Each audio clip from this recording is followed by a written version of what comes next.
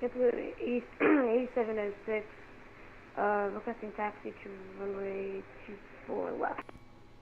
JetBlue 8706, runway 24 left, taxi the Echo. Do you have information, Whiskey? Taxi the Echo, and we have Whiskey.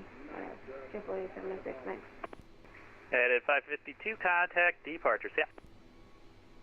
Order departure for 552, okay. Alaska 317, welcome to Los Angeles, cross runway 24 left, and taxi the parking via Yankee Charlie, how's it going? We'll cross 24 left and parking Yankee Charlie, Alaska 317, we're parking gate 66, our good scope, straight that way. Yeah, it's approved. Sounds good, 317. United 22 Heavy, wind, actually, United 22 Heavy, runway 25 right, line of flight. Line up runway 25 right, United 22 Heavy. Good evening, everybody. Happy Friday. It's the weekend. And Delta 2326 Heavy, thank you very much for the patience. Wind 25013, RNAV to Delray, runway 24 left, clear for takeoff. RNAV Delray 24 left, clear to takeoff for Delta 2326 Heavy.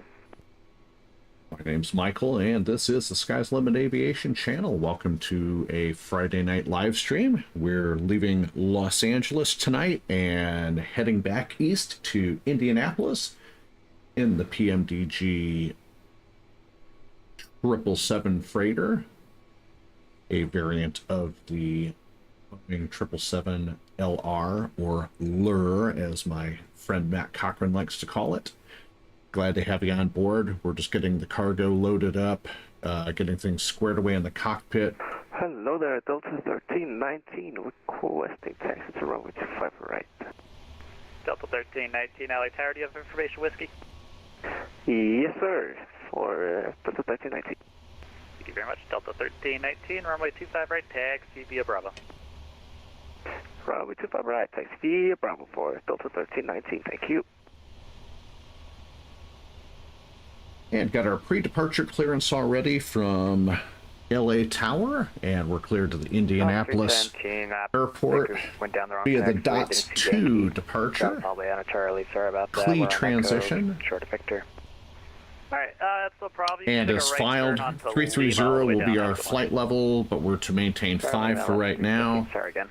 And flight level 330, 5 minutes after departure. Contact SoCal departure, bye-bye. SoCal 2326 Heavy, we'll see it. We got information Whiskey for our ATIS. Heavy. Bear with me for a little bit here. I need to make sure that the guy in the north is going to be out of the way. I think your guys' fits converge down the line. No worries, United 22 Heavy. Got our flight plan programmed and tucked away in the FMC. Cargo's currently loading. 271, short, final T4 right. American 271, LA Tower, wind 25013, runway 24 right, clear to land. Clear to land, T4 right, American 271. And JetBlue 8706, runway 24 left, line of flight. Line of wait, runway 24 left, JetBlue 8706.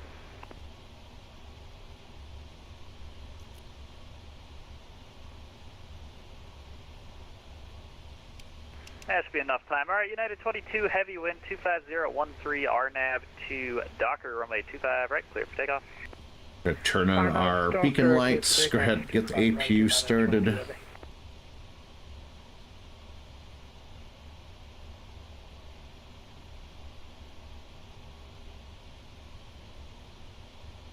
For our departure briefing for today's flight, we will be taking off from runway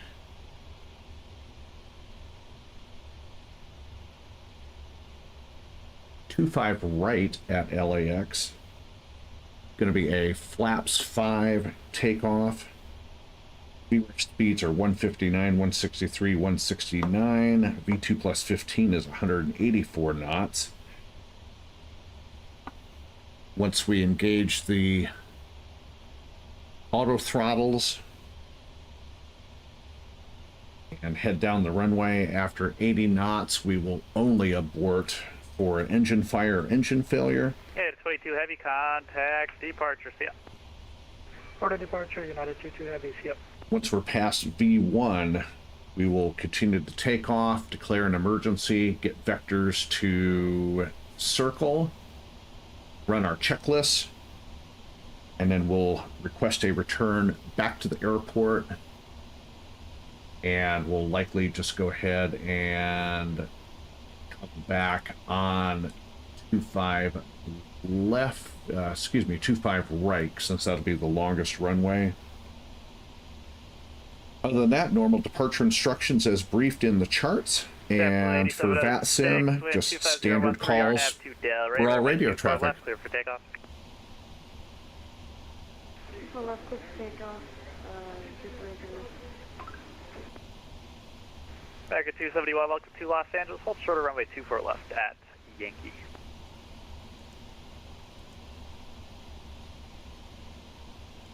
Pre-flight checklist is complete. LA Tower, good afternoon. Southwest 894, inbound Kobe, 24 right. Southwest 894, LA Tower, hello, wind 25013, runway 24 right, clear to land, traffic A320, departing the parallel. Clear to land, 24 right, Southwest 894.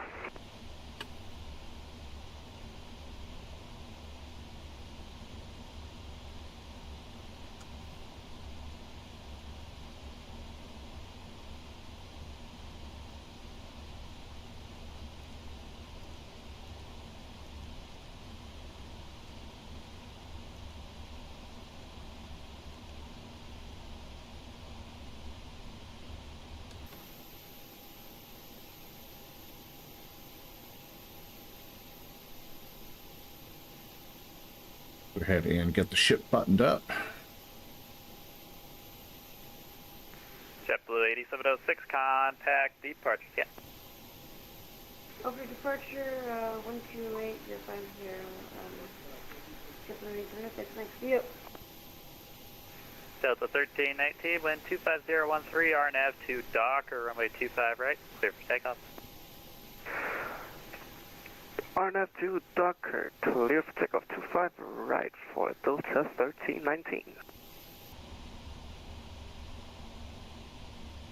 Go ahead and arm the doors.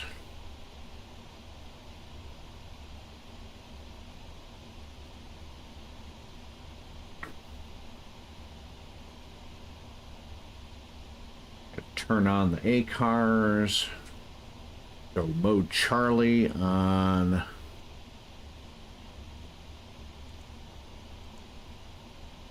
the transponder, and we'll go ahead and get ready to push back and start.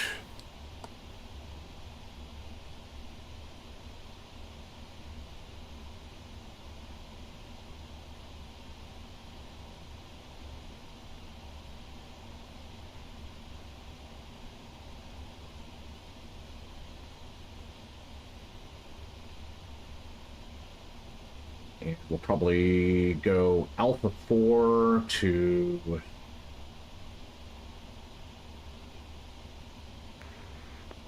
Delta 1319, contact SoCal departures. Yeah.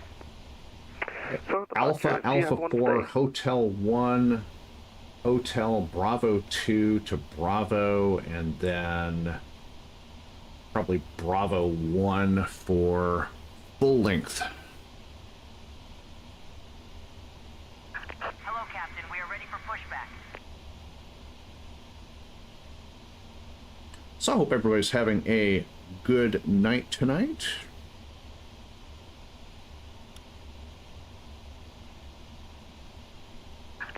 Departure checks completed. Bypass pin inserted.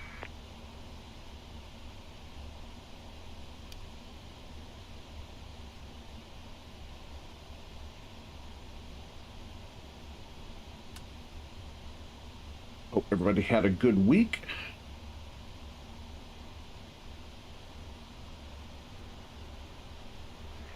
Southwest 894, welcome to Los Angeles. Cross runway 24 left, taxi to parking the Echo. Have a good one. All right, we're cross 24 left and to parking via Echo. Thanks very much, Southwest 894. Locking gear.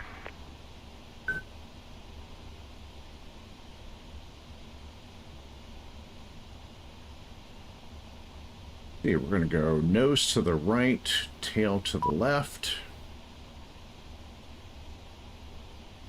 Los Angeles Tower, Southwest 5964. Southwest 5964, LA Tower, go ahead. Release. On final runway 24 right. So it depends. Thank you, Southwest 5964, wind 25013, runway 24 right, clear to land. All engines clear. Start at will. Runway 24 right, clear to land, Southwest 5964.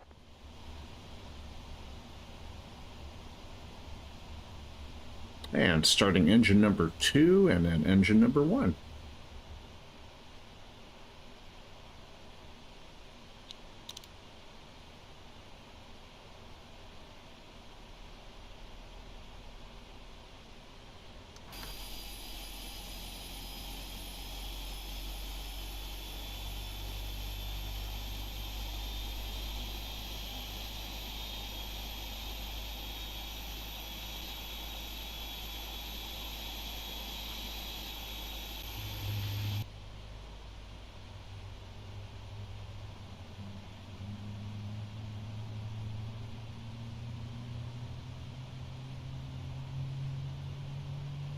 LA Tower, good evening. It's 1621 Heavy, request frequency to Orlando as well. It is whiskey on board.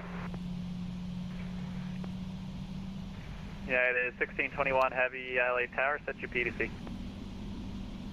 Roger, we'll check the narc one. Good start on engine number 2, starting engine number 1.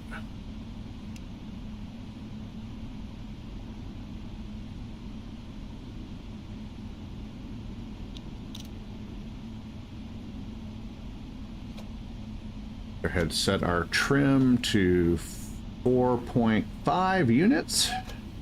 Trim is set.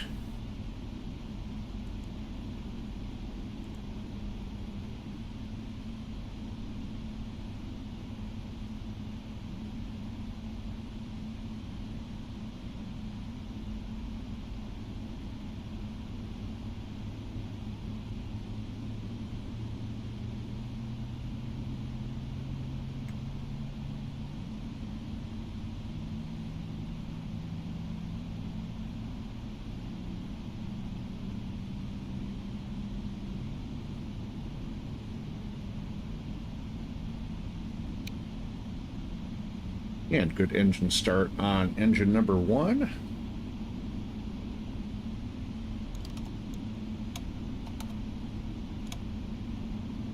Go flaps 5. LA Tower, Delta 368, RNAV Kilo 24 right. Delta 368 LA Tower, wind 25013, runway 24 right, clear to land. Clear land, 24 right, Delta 368.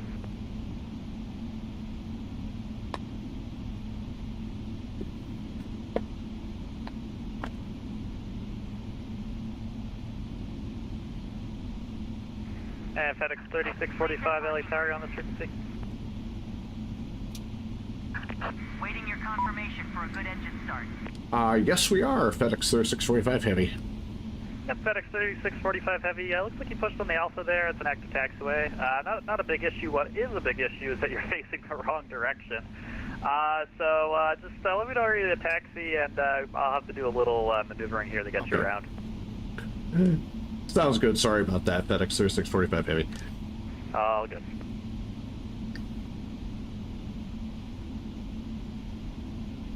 And Southwest 5964, welcome to Los Angeles. Cross runway 24 left, taxi to Park the Echo. Have a good one. Cross 24 left. All right, everything looking good here. Cockpit to ground. We have a good engine start. You can disconnect. Unlocking gear.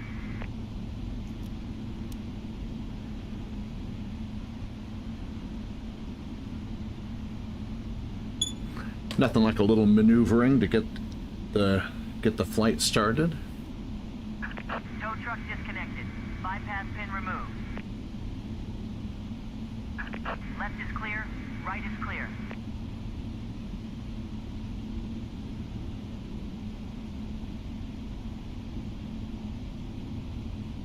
And Tower, FedEx 3645 Heavy is ready for taxi. We have information whiskey. FedEx 3645 Heavy, Roger, thank you for whiskey. Runway 25 left, taxi Alpha, and if you can, maybe just make a left turn into the ramp there and just flip around to make a right on Alpha.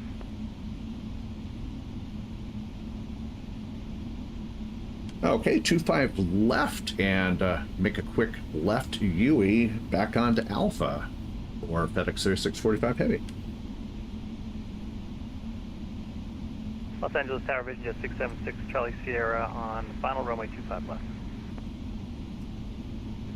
Vision Jet 676 Charlie Sierra LA Tower. Wind 25013, runway 25 left, clear to land. Clear to land, runway 25 left, 676 Charlie Sierra. Go ahead and flip a quick UE here.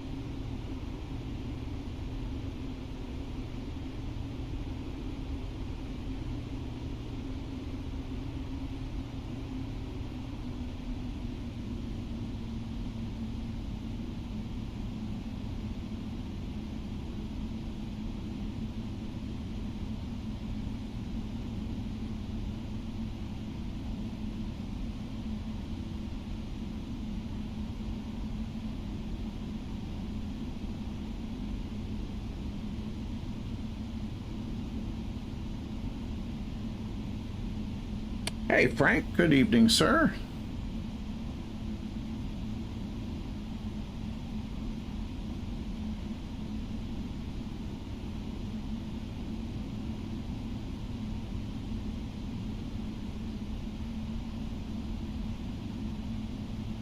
I am doing pretty good. Hope you're doing well. And LA Tower, FedEx 3645 has flipped our little U-turn and we're sitting at Alpha and Alpha 2. FedEx 3645, Heavy Roger, thank you very much. Just hold short of runway 25 left full wing. All right. We'll hold short of 25 left, FedEx 3645 Heavy.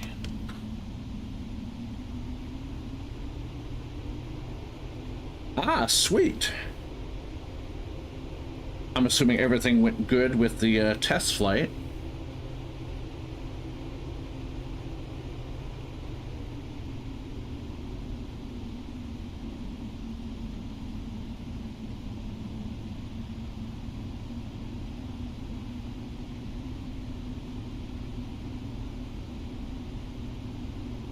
Looks like SoCal went offline, so I guess we're going to get dumped right over to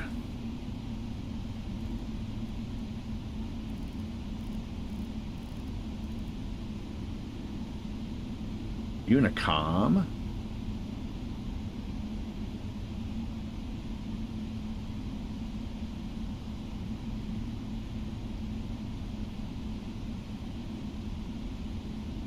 Ah, that is awesome. That is good to hear.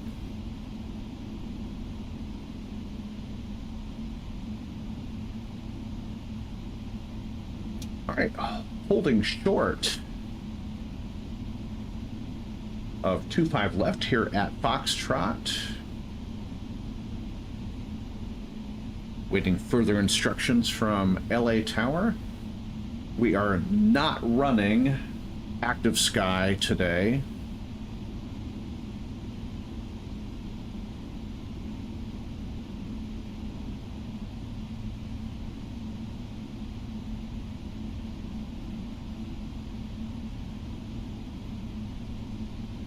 Let me disconnect it real quick.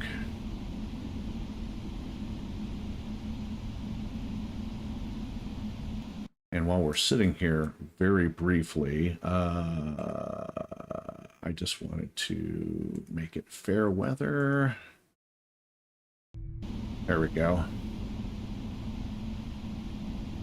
I'm just going to fly with fair weather for the time being. Los Angeles Tower, Southwest 1276, ready to taxi with information whiskey. So I still think that I'm having issues Whiskey, runway 24 left, taxi Echo. with how Active Sky is handling the weather. So I'm just not going to run Active Sky for a little while I try to sort out what causes this stuttering problem. Everything else looks good on the computer. I just don't understand what's going on with the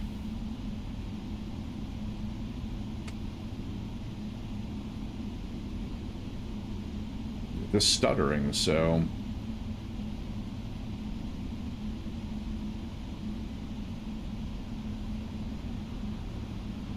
FedEx 3645 Heavy, apologies for the wait. Runway 25 left, line up way.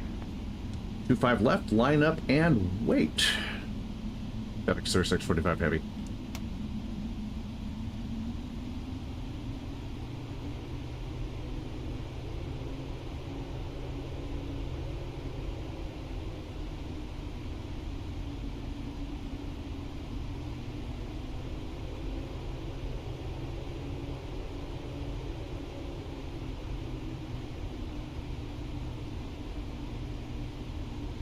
Vision Jet 6 Charlie Sierra, welcome to Los Angeles. Taxi parking via Alpha, come on.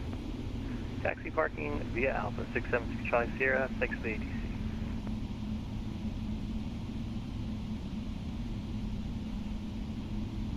Los Angeles Storm Break.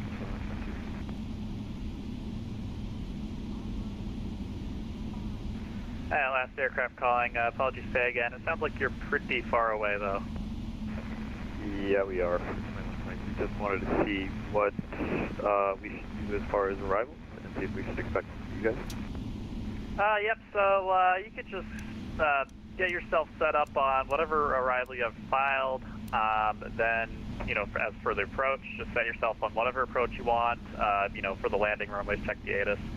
And then just call me on a 10-mile final and get you in from there. See you in a little. Copy, thanks. I'll see you in a little. FedEx 3645 Heavy, wind 25013, runway 25 left, clear for takeoff, RNAV 2 Hyper. Ooh. RNAV to Hyper. FedEx 3645 Heavy, clear for takeoff. Southwest 1276, runway 24 left, line up, wait. Runway 24 left, Southwest 1276. LA Tower, United 1621, request taxi, runway 25 right, ATIS Whiskey.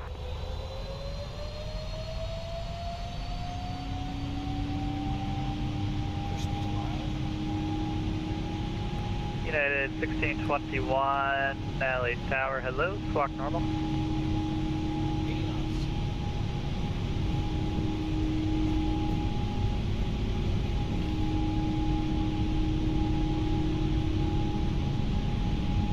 Hi, United 1621, I see you. Squawk 7621. Confirm, just what I did, 7621, now in the box. Thank you very much, United 1621 Heavy, runway 25 right, taxi to Bravo. 25 Bravo with United 1621 Heavy. FedEx 3645 Heavy, departures off 5, frequency change approved, have a good one.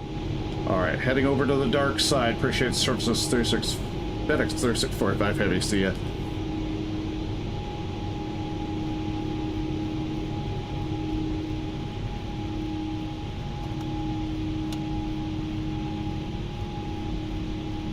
And Southwest 1276, wind 25013, RNAV 2 Delray, runway 24 left, clear for takeoff. You got traffic departing from the South Complex, heavy 777. RNAV Delray, runway Thank you, sir. Southwest 1276, we got the traffic. And over to Unicom. Flaps coming up.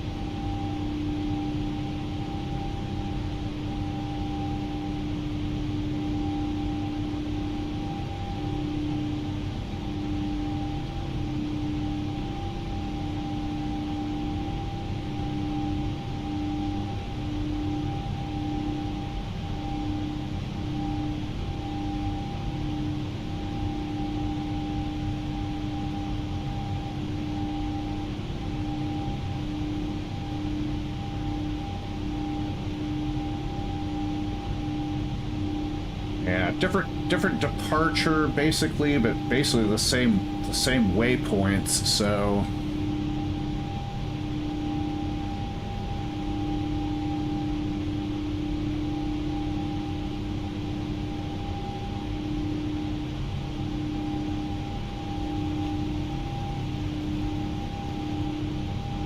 yeah, definitely picking up just a little bit of shake, rattle, and roll on the climb out.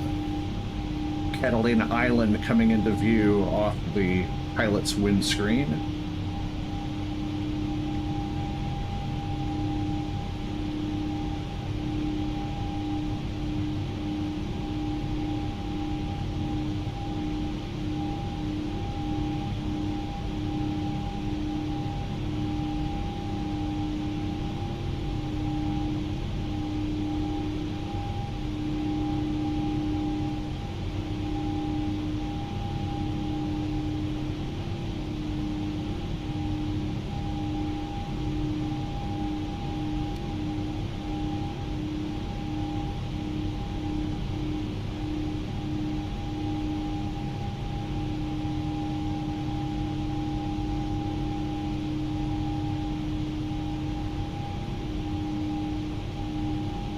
Decided to do a D-rated takeoff and climb out today.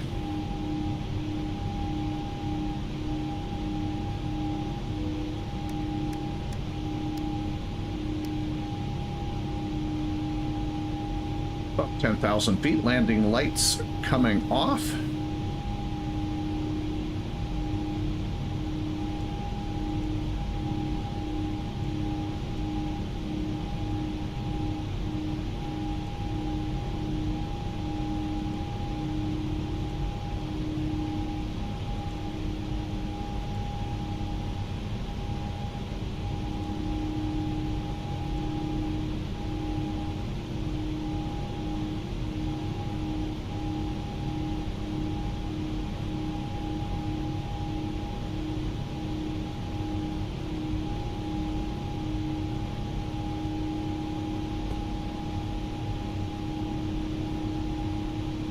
We are on our way out of LA, heading to Indianapolis, Kilo India, November Delta.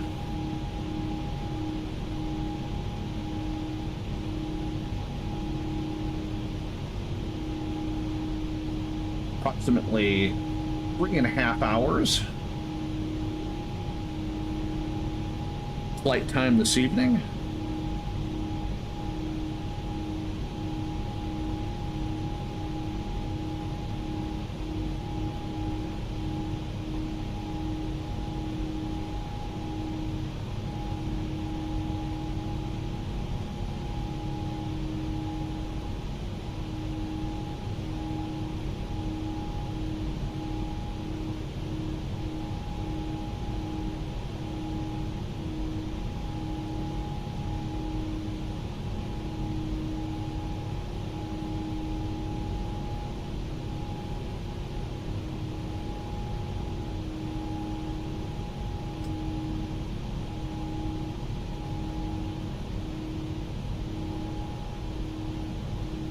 Our cruise altitude will be flight level 330 for the flight today.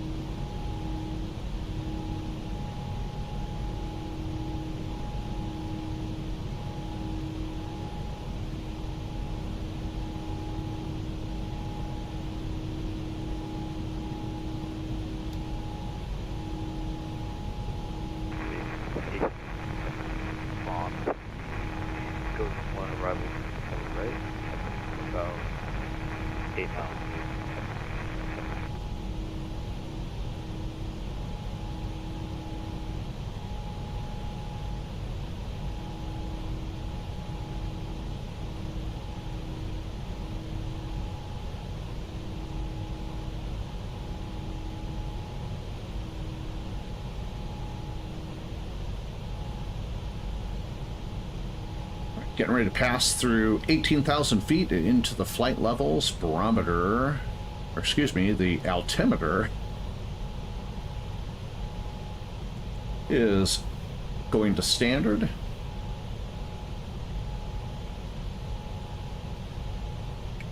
So you may or may not notice a little bit of change in the sky textures.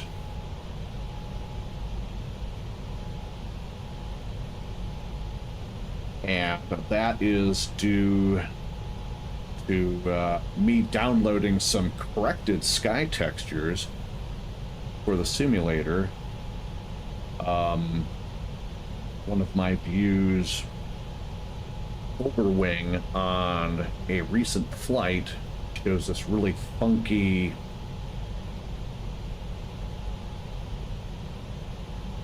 curvature to the bluer parts of the sky that just doesn't look natural. And somebody suggested on AvSim that I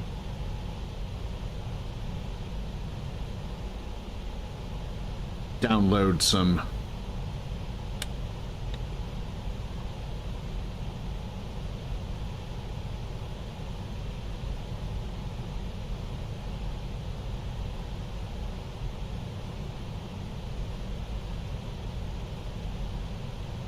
basically here's the screenshot, and it's actually from the 777 flight out to LA, and just kind of took that. But if you look down here and you see this weird little curvature, it just doesn't look, to me, it just doesn't look natural. So somebody just suggested to, somebody asked if I was using enhanced atmospherics, and I'm not, but somebody gave me a couple options in active sky to try out as well.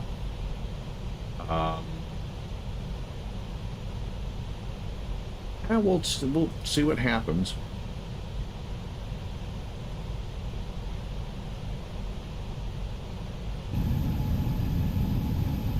So far it looks a lot better.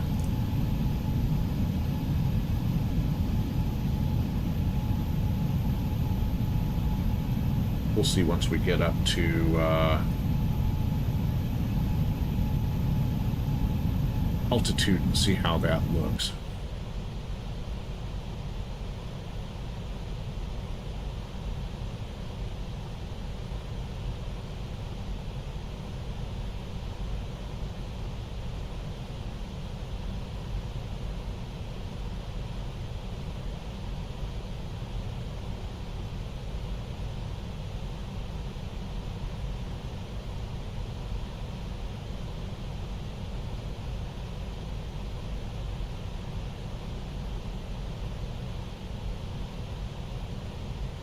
Over 30 nautical miles. We'll be up at our top of climb, sitting pretty at 330 for the flight.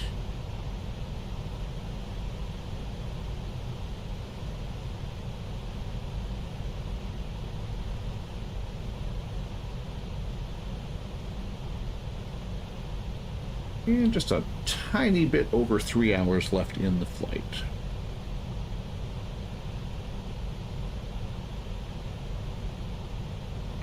Traffic, UPS 1349, taxi 100 Whiskey 26 right by Yankee and Whiskey, Ontario traffic.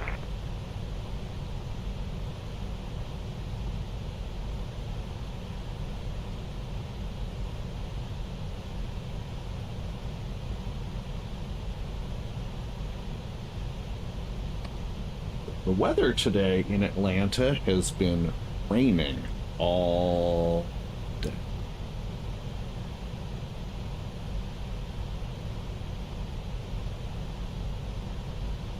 It did cool things off somewhat, even though it's still kind of muggy feeling with the humidity, but I'll take it over the 90-degree temperatures that we've been having.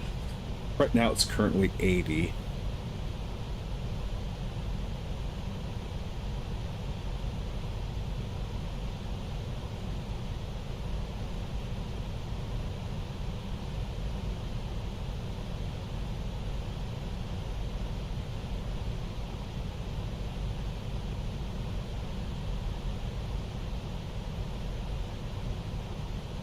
So Frank, what have you got planned for this weekend? Anything? We're just gonna chill.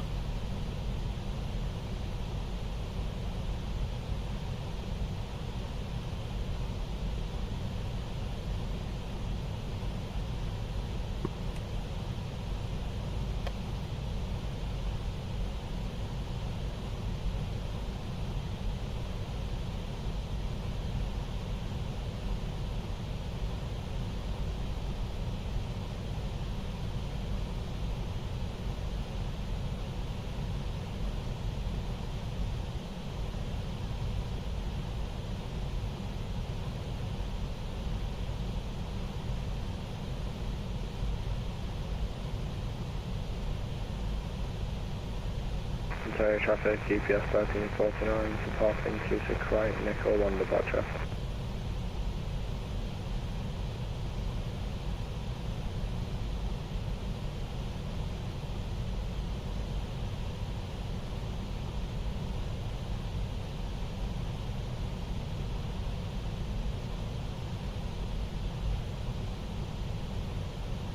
Ugh, summer homework. Ew. You're supposed to be enjoying your summers, not spending them doing homework.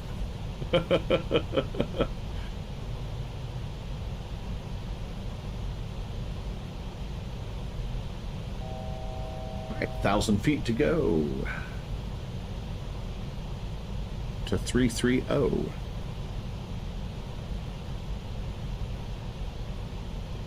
Never had summer homework when I was a child. We just really just spent our summers just chillaxing. Ah, okay. It says he's going into an economics class and he has to do this project. Ugh. Hopefully it doesn't take you too...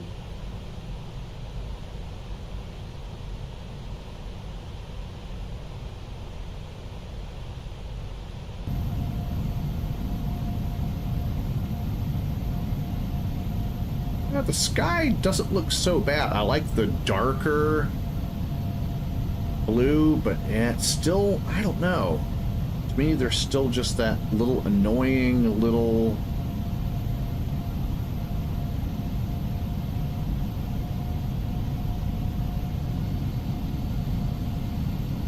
band there. I replaced the sky textures with something a little different to make it look a little bit more natural. You know, the higher up you're looking into the atmosphere, the bluer the sky looks. So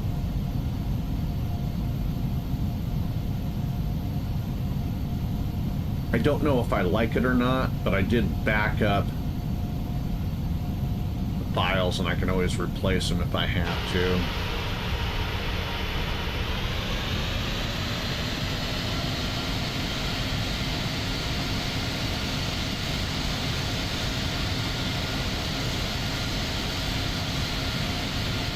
Going to turn down the desktop volume somewhat and turn on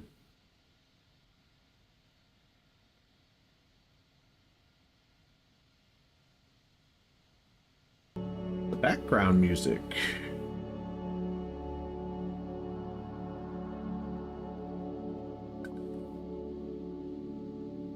Hey, Nebulation, good evening, my friend. How are you?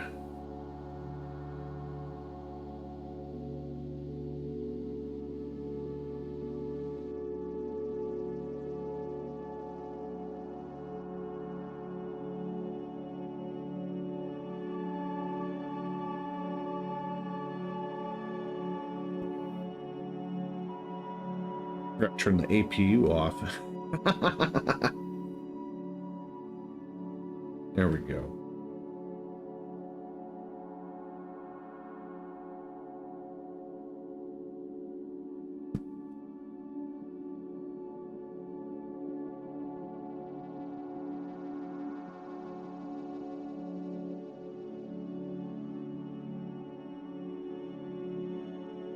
Now, is there anybody else heading to Indianapolis today? Whoops.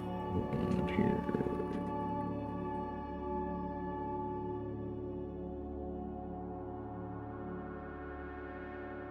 Memphis. Indy.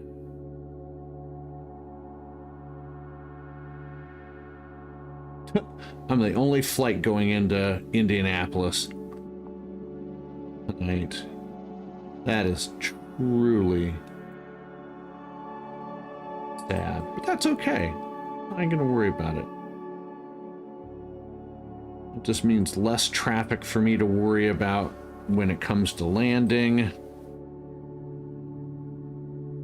and all that grooviness. So the forward view out the cockpit looks a little bit more, I don't know, I guess natural. As far as the colors go, I don't know. I'm undecided. So what? So Frank, what exactly is the project that you are having to do?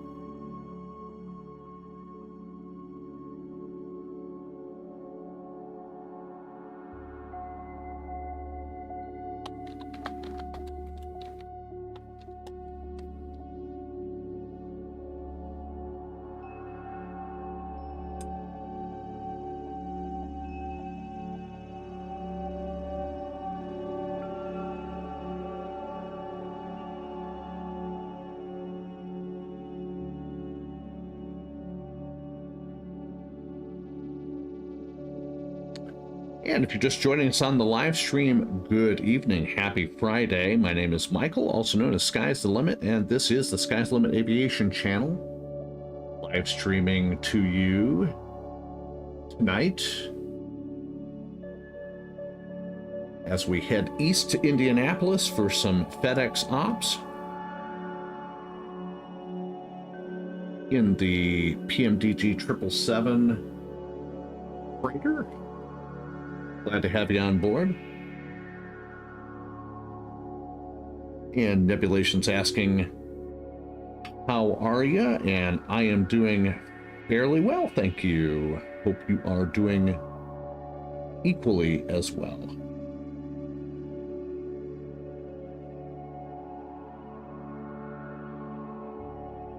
So Frank's project is to create 8 to 12 Google Slides minimum, and then to have 7 or 8 bullet points on each.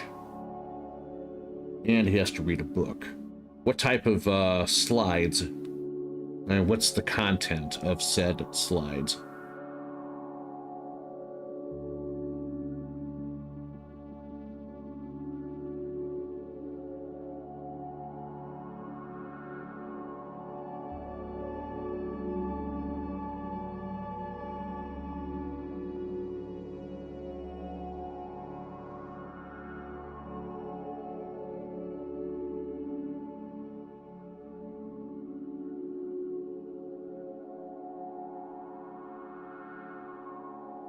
Frank says he's not sure yet, but most likely related to economics. I probably will agree with that, considering it's an economics class that you're having to do.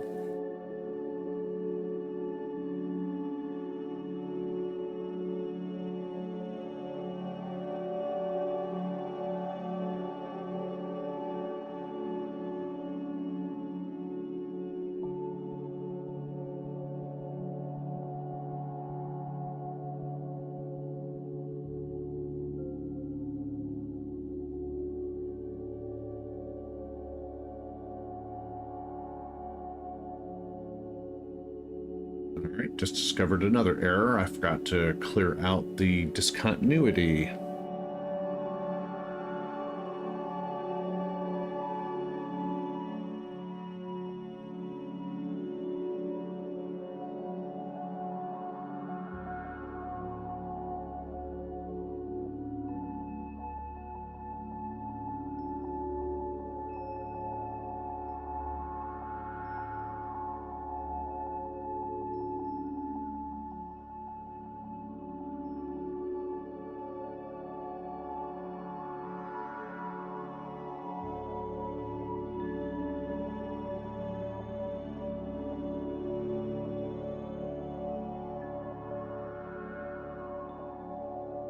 Oh, nice.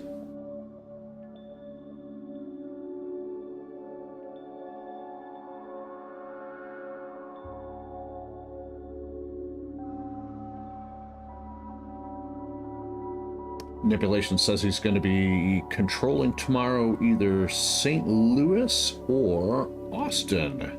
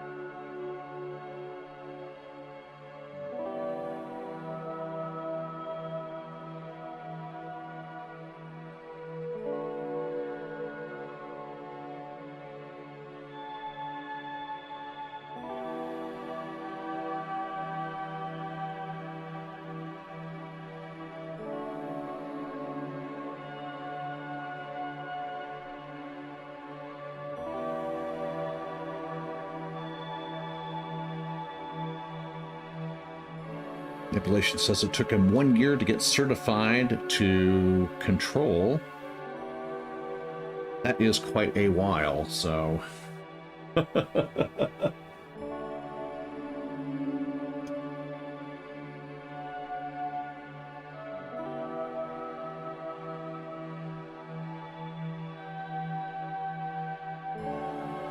Anyways, I need to step off the flight deck for a quick second, and since we don't have any air traffic control online right now, I'm going to throw in a outside view of the aircraft.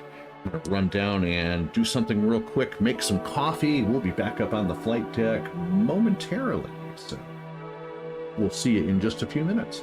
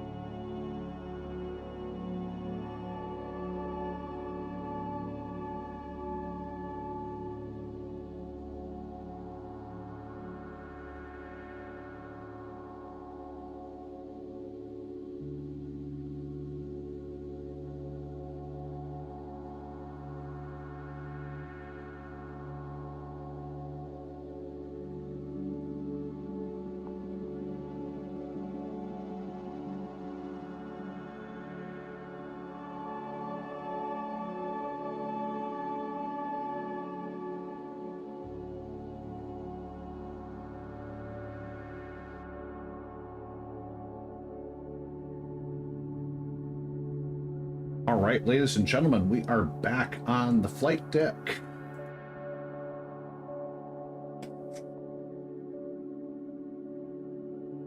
Late dinner in hand and a cold beverage.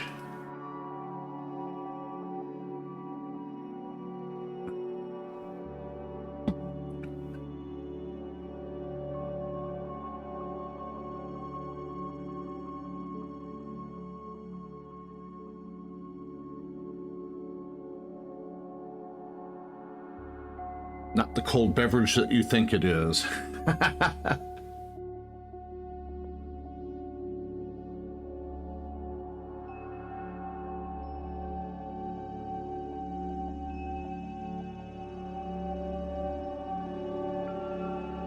More like a ice cold glass of, actually a nice ice cold glass of moo cow milk.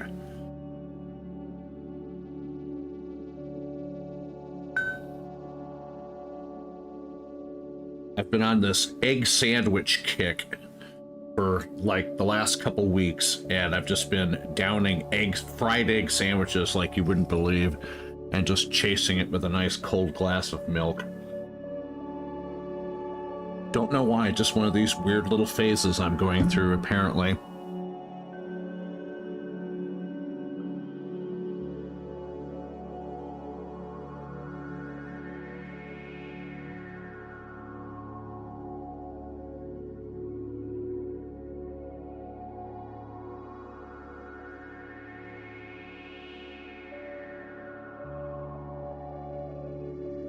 It is delicious.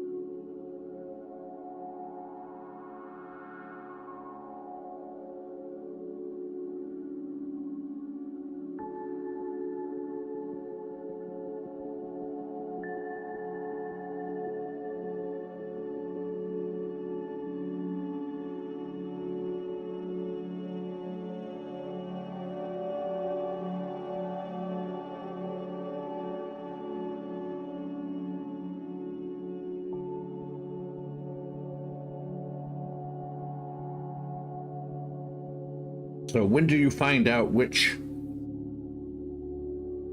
area you're going to be controlling, whether it's St. Louis or Austin? Do they let you know ahead of time, or are they just going to go, boom, we want you to do St. Louis?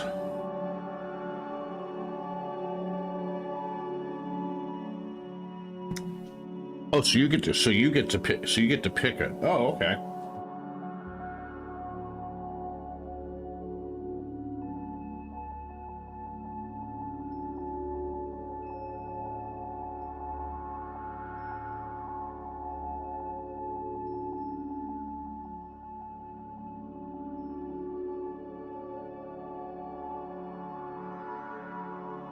Why am I saying St. Louis when it's New Orleans?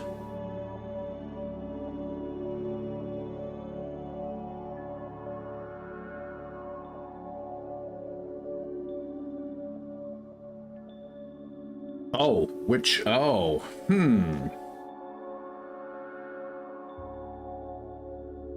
What depends on what time are you going to be controlling? So I may or may not be around. I don't know.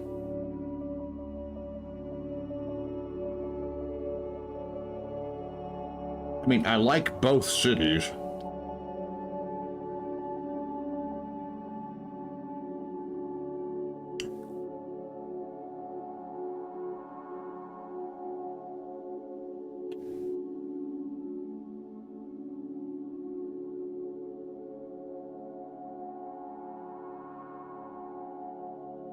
if I fly, it's probably going to be in the evening, so like after 6 Eastern. Excuse me, 6 o'clock Eastern. Sometime after that.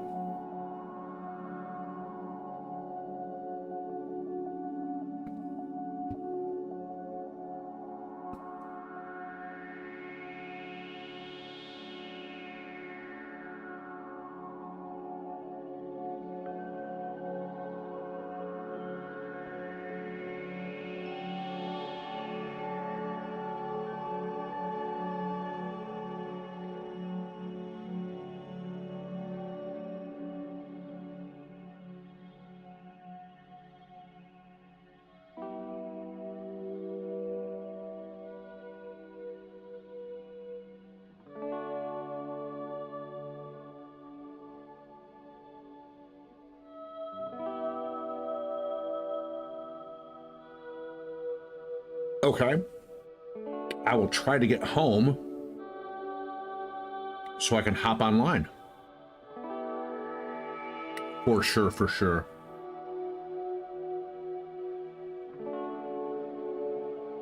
Let's see how the day goes.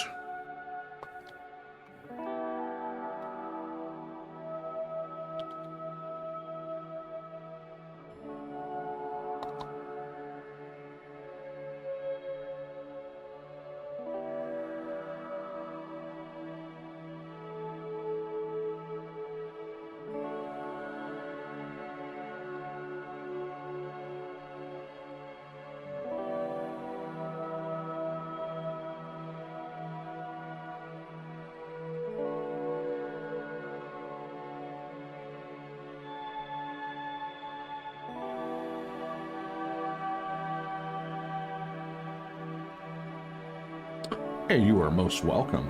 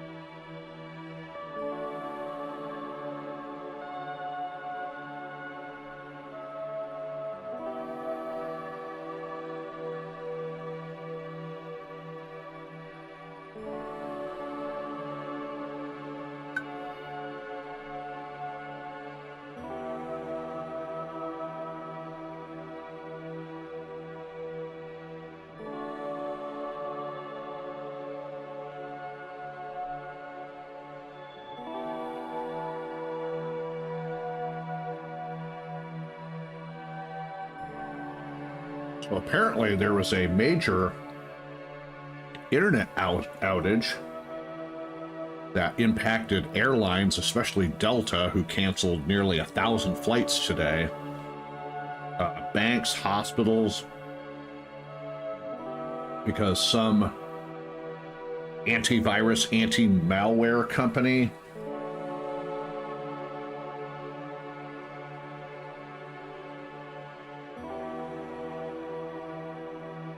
uploaded a update or something like that, and it basically shut everything down. Delta was impacted. American, United's, JetBlue, Southwest, I mean, all the major airlines here in the U.S.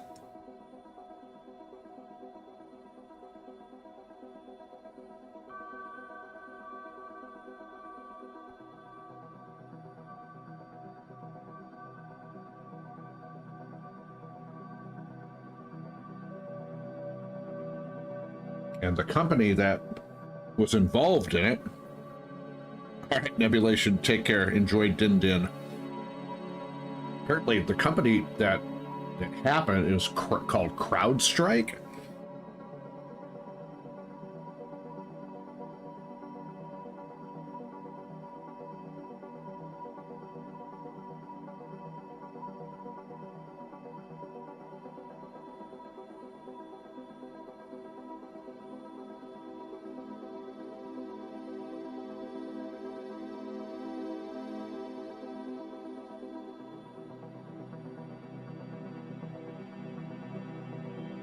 So basically, it was just a technology glitch as a result of a faulty update, and it affected everybody who uses Windows, of course, and computers and tablets running Windows operating systems got the dreaded blue screen of death, and that's a lot of people who use it.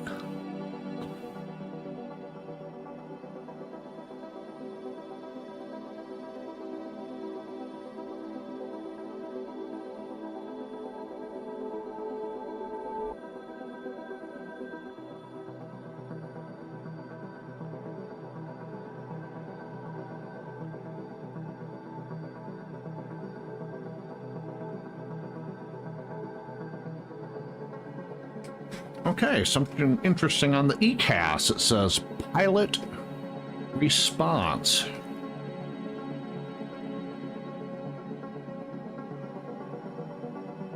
So let's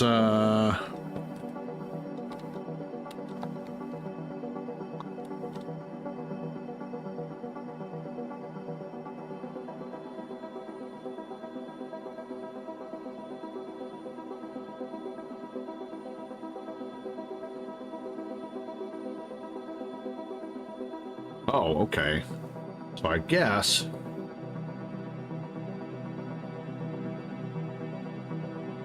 because I stepped off the flight deck for a short period of time, it wants to know that I'm still alive, apparently. So I just have to hit any button on the FMC.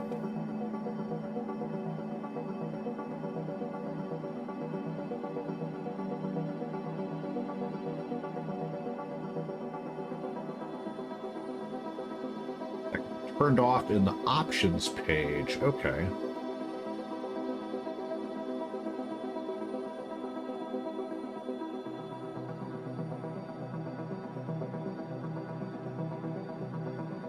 And on the PMDG forums, it actually says PMDG did not create this amazing feature. It is actually something Boeing did.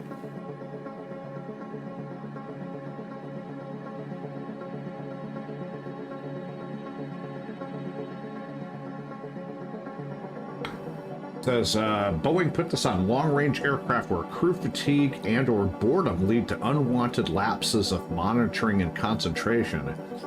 With designated crew changes and rest periods,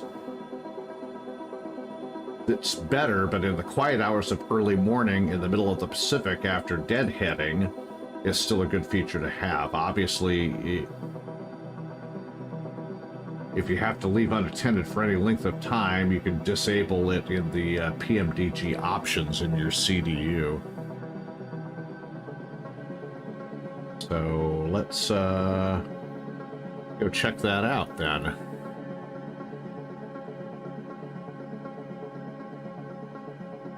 Okay, PMDG setup options.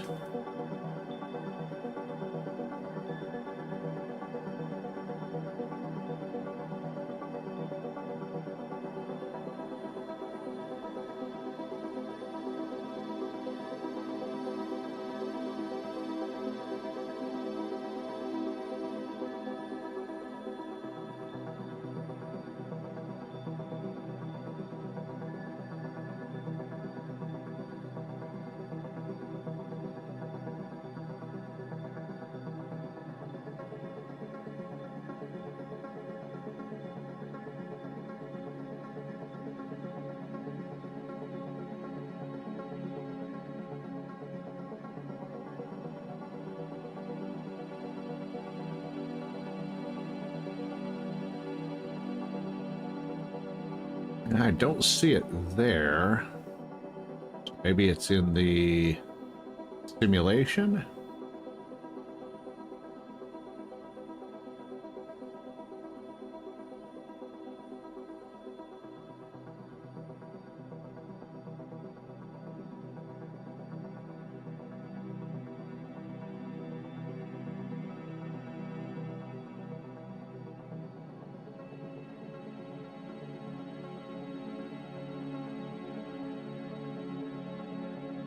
I don't see the option in here at all, so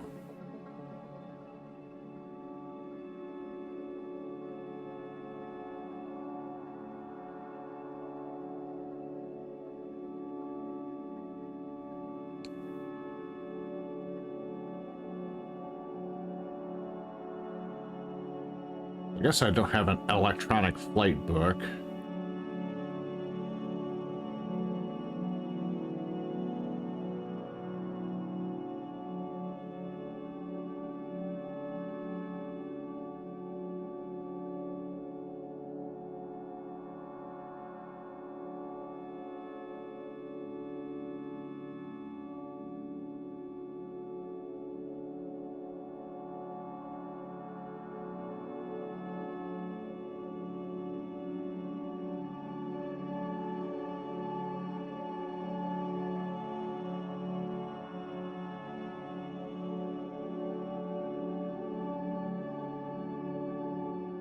Change that to one press.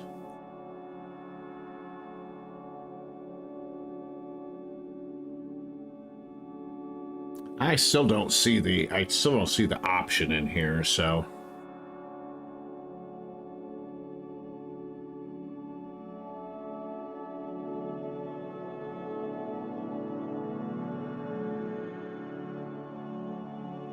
okay. So you get the pilot response message if you're off the cockpit or if you're off the flight deck for too long, and it's actually a real life thing and not just something that they put in the sim. So that's pretty cool.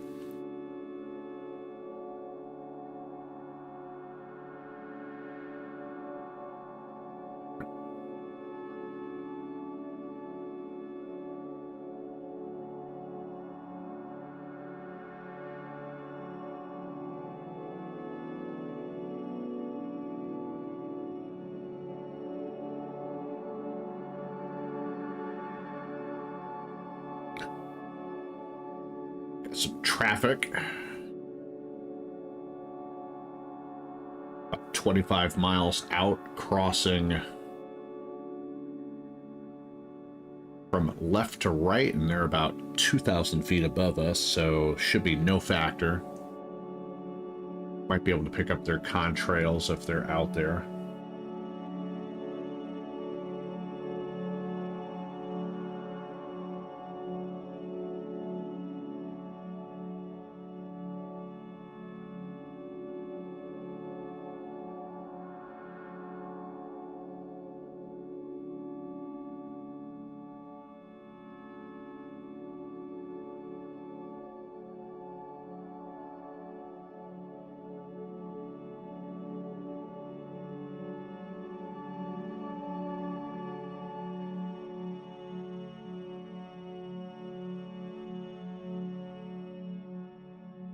Okay, one of these guys is going to pass 1,000 feet below.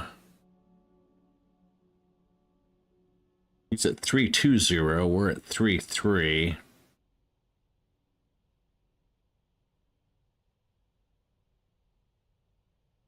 Still about 18, about 15 miles out off.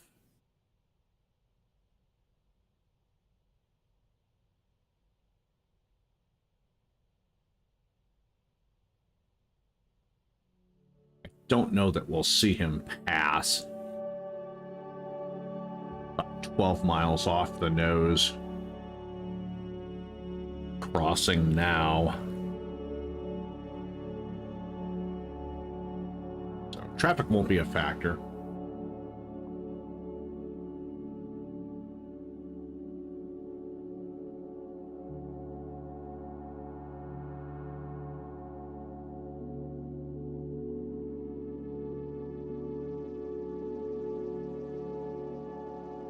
So if you're just joining the live stream, welcome aboard. My name is Michael, also known as Sky's the Limit, and this is the Sky's the Limit Aviation channel, bringing you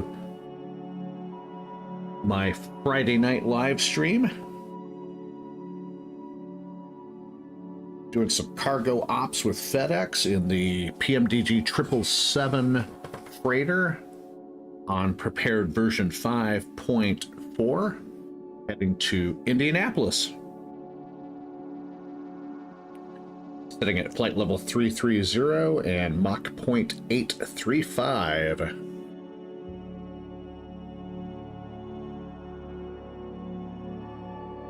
A little over 2 hours and 10 minutes left in the flight.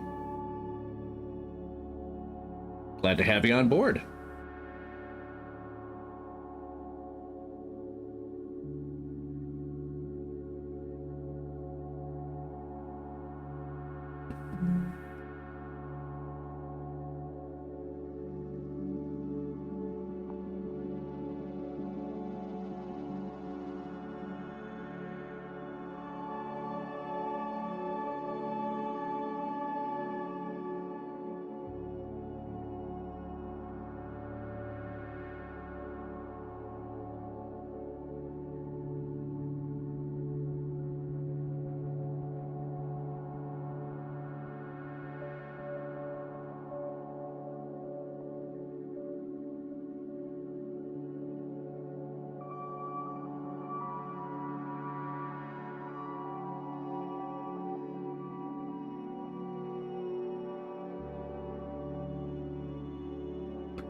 Just crossing into Denver Center's airspace. Denver Center is offline.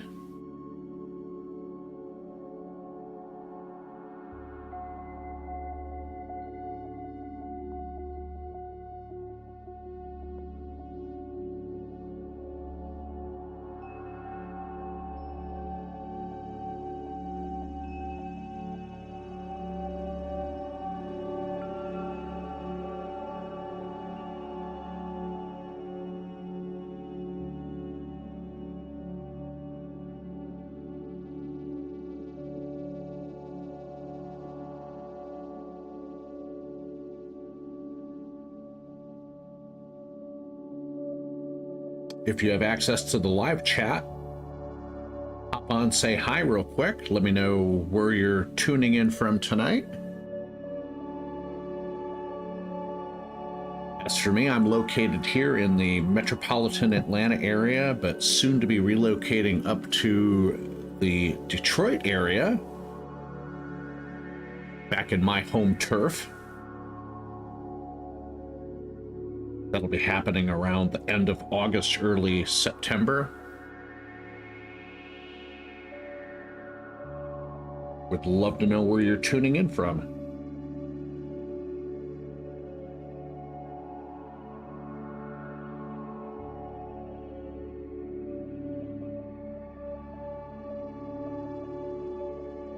And if you don't have access to the live chat, just leave a comment in the comments section. Support the channel with a subscription and hit that like button.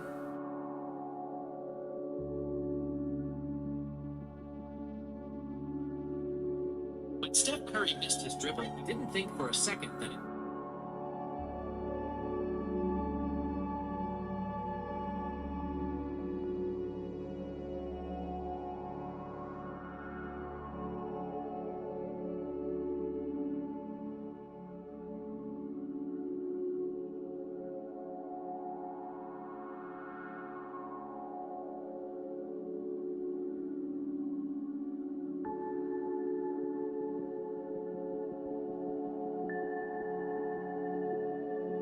Got a few other live streamers who are online tonight. Make sure you get out and support them too.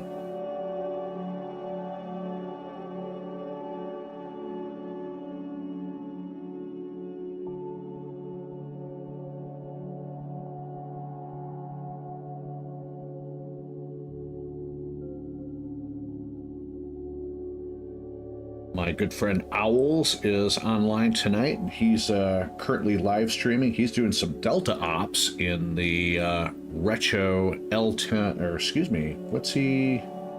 Yeah, MD11 for Delta in the classic widget.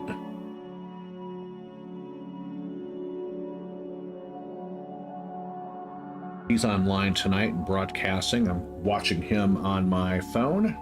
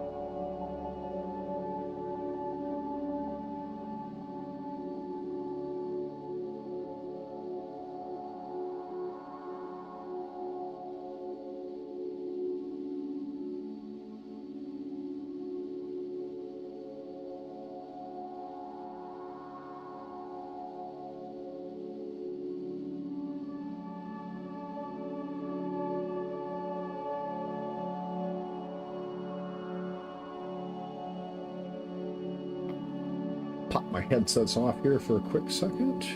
I think the engine, we'll just get all...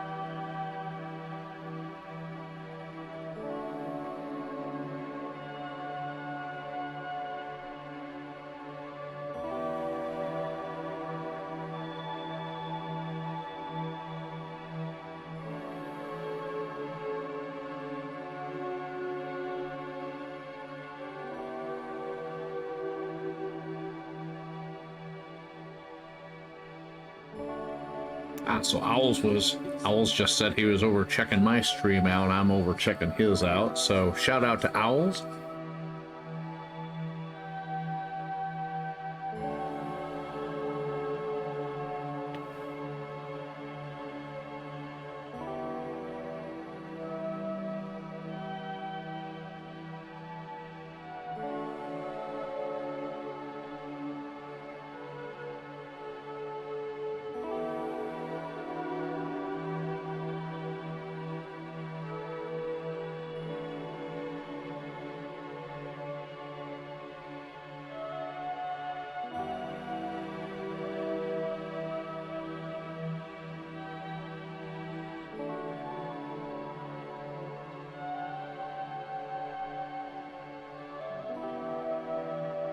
Love to have Denver Center drop online since we're just now kind of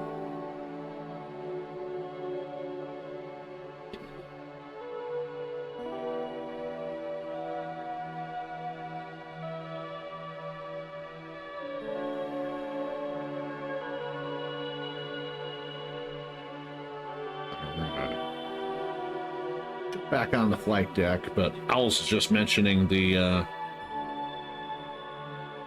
widget retro that he's flying, and you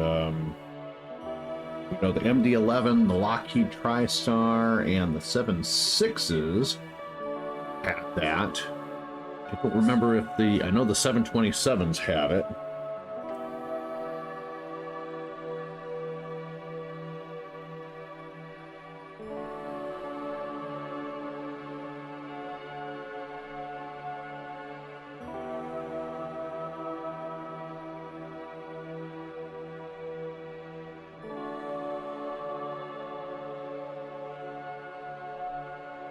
Yeah, I definitely remember the 727s in the widget, so...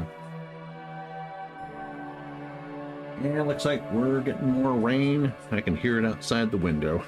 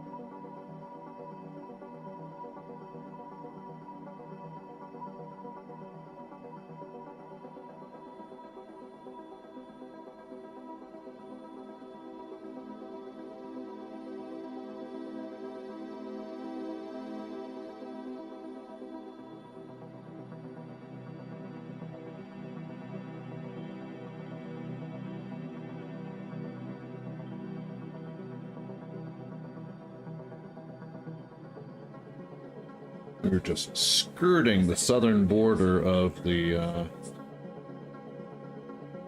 Denver's airspace.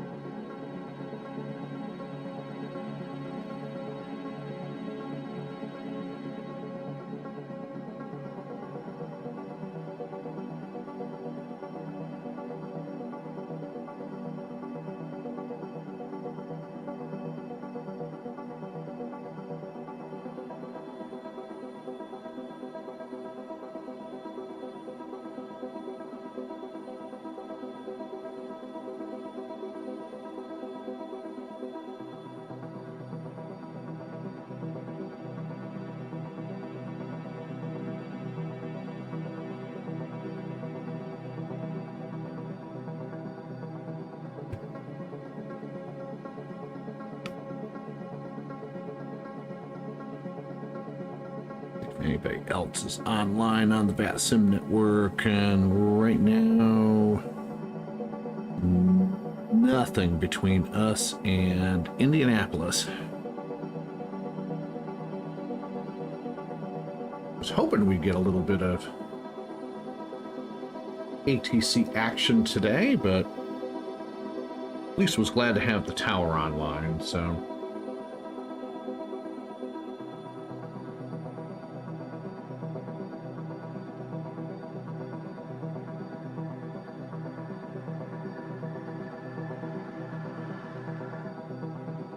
I noticed just a couple of minutes ago there was just a little bit of a tick in the simulator. I went ahead and turned on the performance monitor so I can see if I can peg what could possibly be causing it. Don't know as of yet.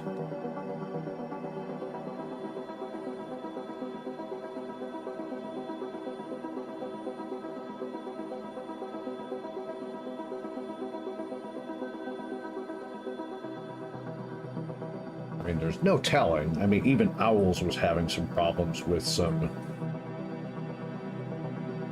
his sim the other day with it.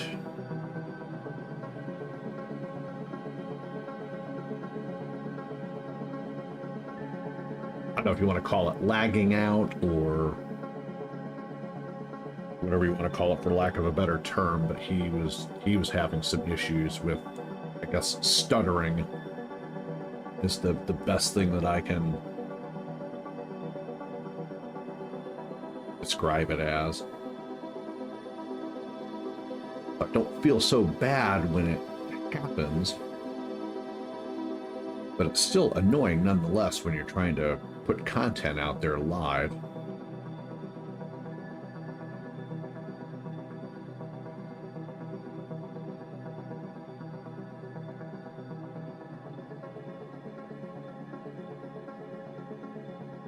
But looking at the resource monitor, CPU utilization is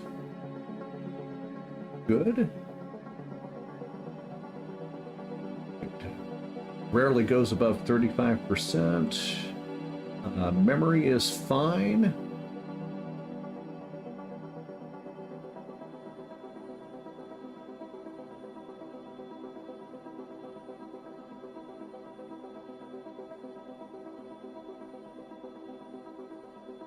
Hard drives are fine. Ethernet connection is good. GPU is good. It's only 46% utilization. And using just a little over half of the dedicated GPU memory.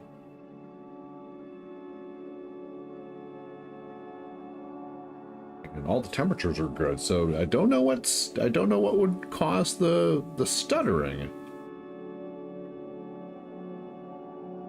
But you know, as I talk to more people and more people who live stream and stuff like that, and I find that it's just kind of a common thing, I suppose. So maybe I'm freaking out over something that just happens every now and again. You just kind of have to deal with it as you go, but it does get annoying when you're like the other day on the Memphis to LAX flight. We're on the approach for 25 left, and then simulator stutters so badly that I just have to go ahead and just log off of VATSIM. Had to log off of VATSIM, perform a go-around, and come back. It was kind of,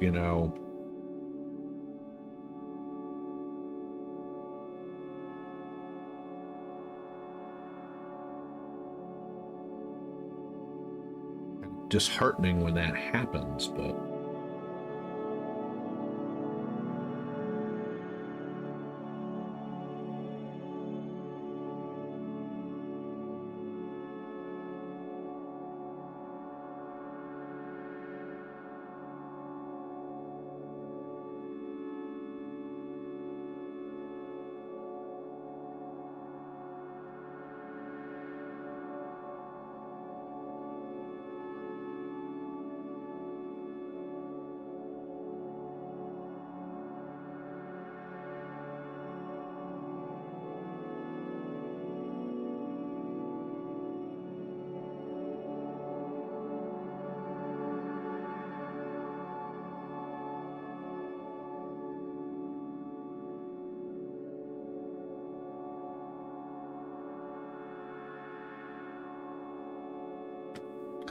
still hear the rain outside.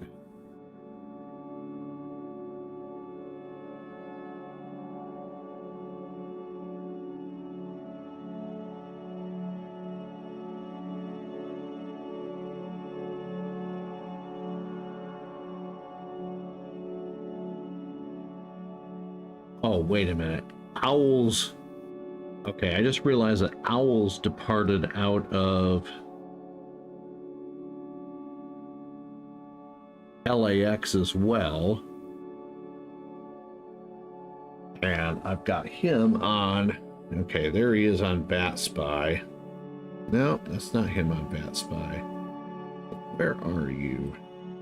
He is Delta.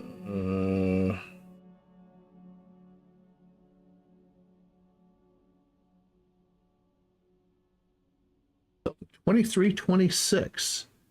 There he is. He's just getting into Fort Worth's airspace.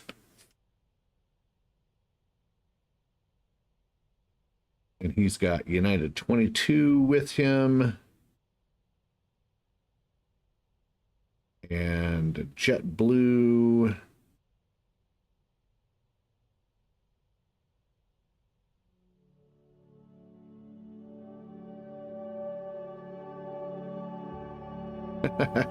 There he is right there. There's Owls.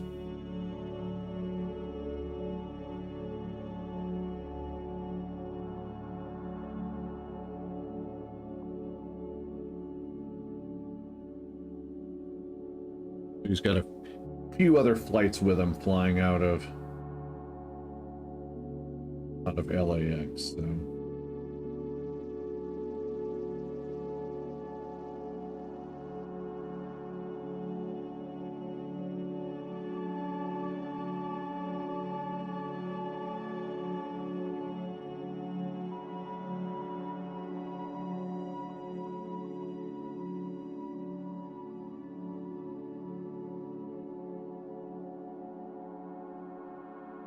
We'll go ahead and shut that off for a few minutes.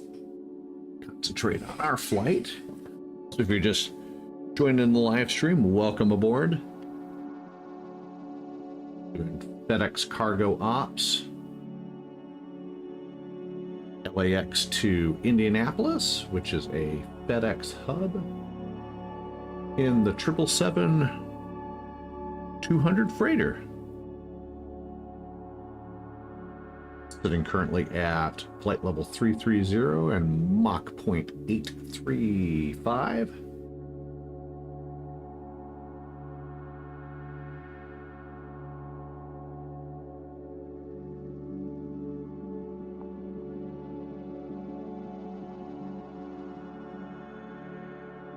I'm trying to figure out how I can set up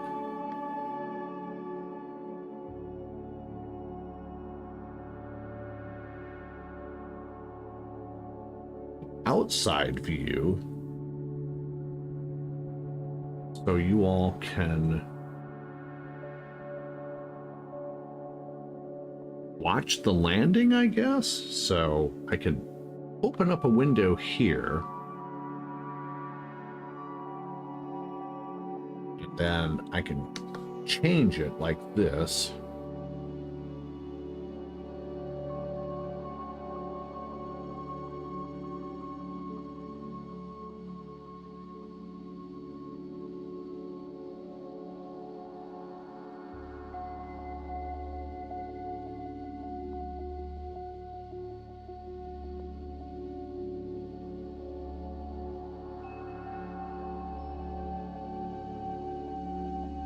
That causes an increase in the GPU utilization.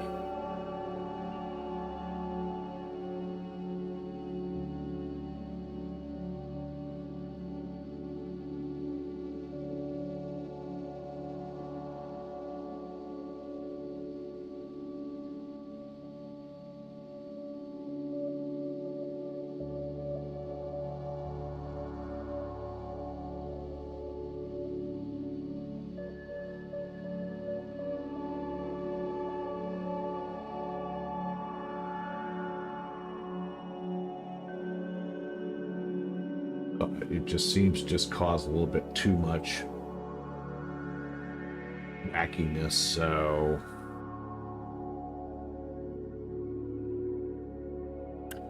Hey Harry, good evening and welcome. The flight overall is 3 hours and, according to SimBrief, I believe 3 hours and 12 minutes.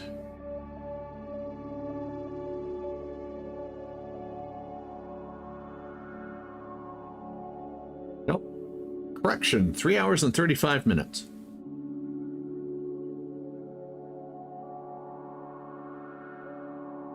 And we're currently down to, we're an hour and 45 minutes out, so we're a little over halfway to Indianapolis right now from LAX.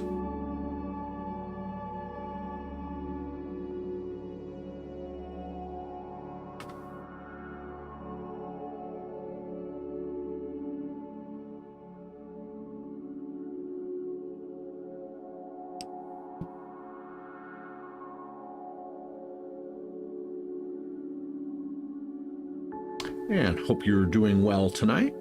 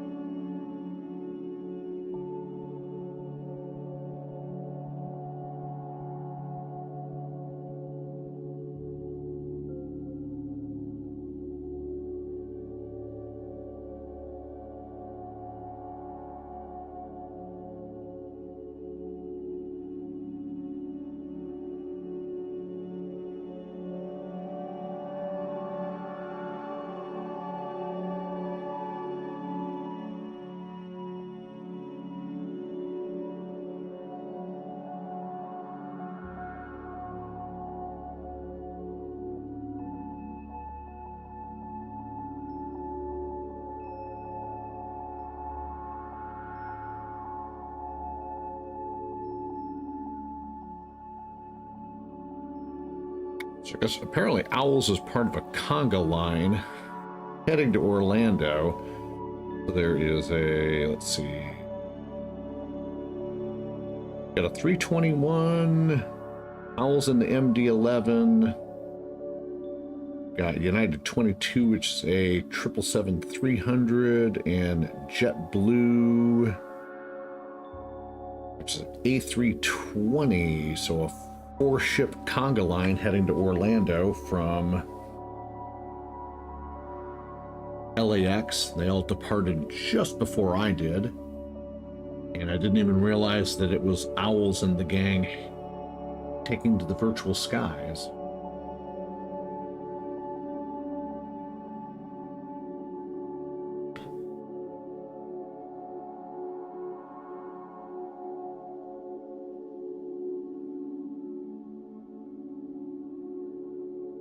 Watching his stream on my iPhone as we continue east to Indy.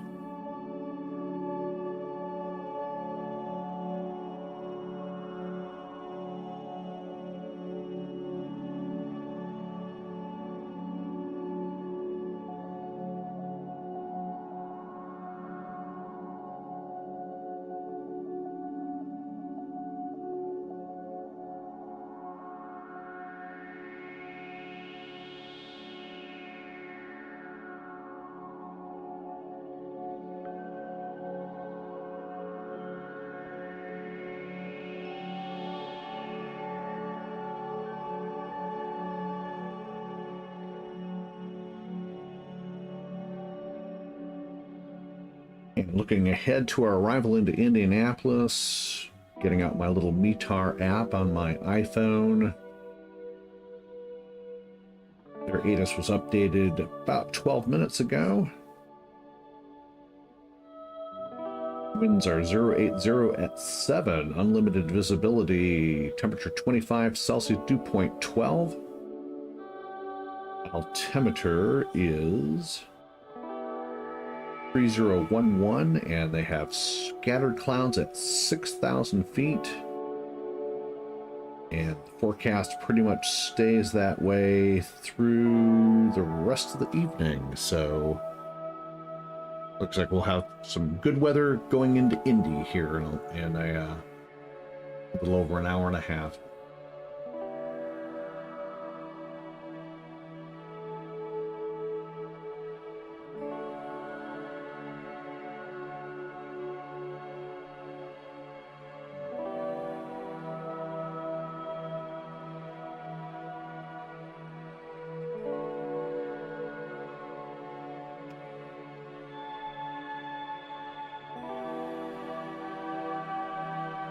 I was just kind of laughing in my head. I wonder if it wouldn't be too late to divert to Orlando.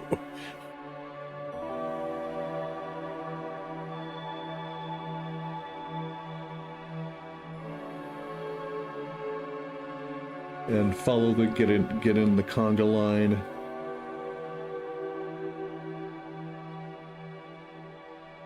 I don't know that I want to do that or not, so we'll stick with Indy.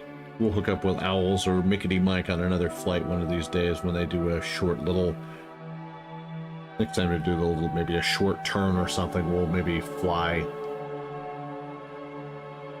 on one of the legs.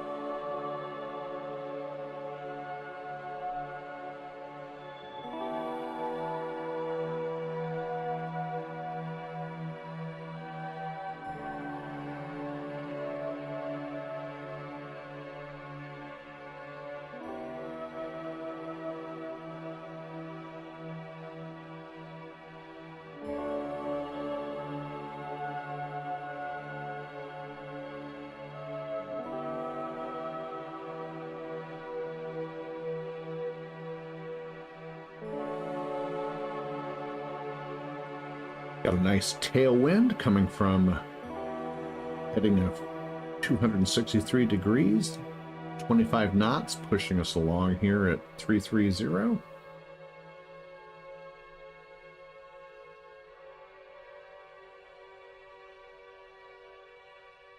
And once again, we're not running active sky today on this flight because I really think it's the cause of a lot of the stuttering that I've been encountering in the flight simulator, and I don't quite know how to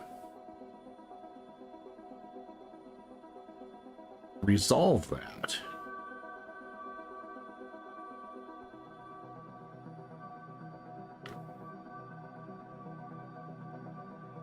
Until I resolve that, I'm just going to be flying with fair weather and with the fair weather setting when I go into the sim.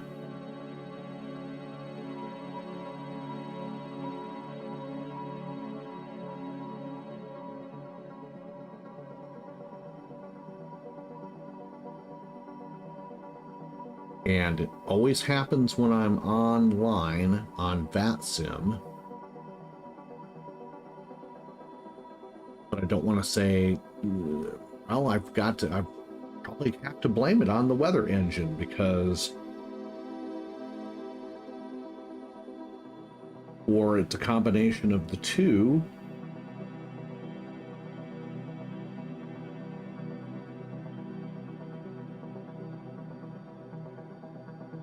Like, I can fly off the network and with active sky and not have problems, and I can fly with the weather engine off and on the VATSIM network and everything is fine. But when I run them both together, the combination of the two causes me to have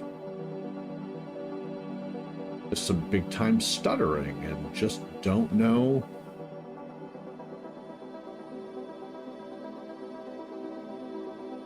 why that is. I've tweaked the settings in active sky to no avail.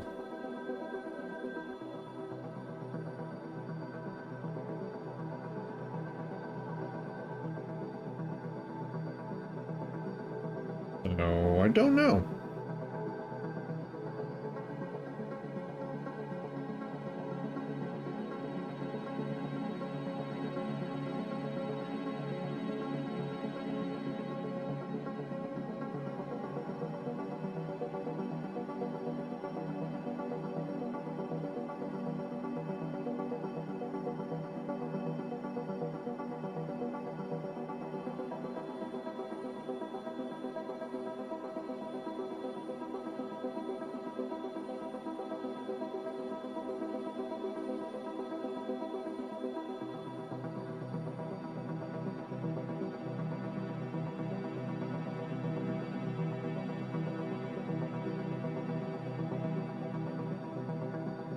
I don't want to resort to not flying on VATSIM, because that adds the realism factor to everything, but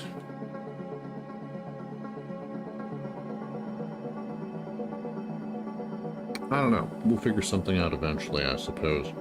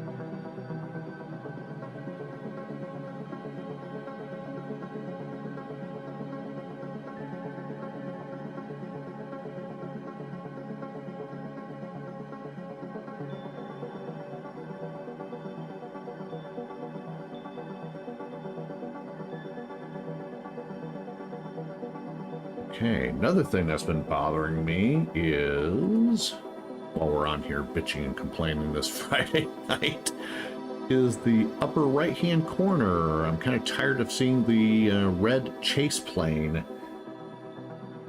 message up here. I know I can't do anything about the Lockheed Martin academic license message there, but just looked, and apparently you can turn that off in the P3D config file, so we'll do that later on. I don't have to worry about that message anymore. It does get a little bit annoying.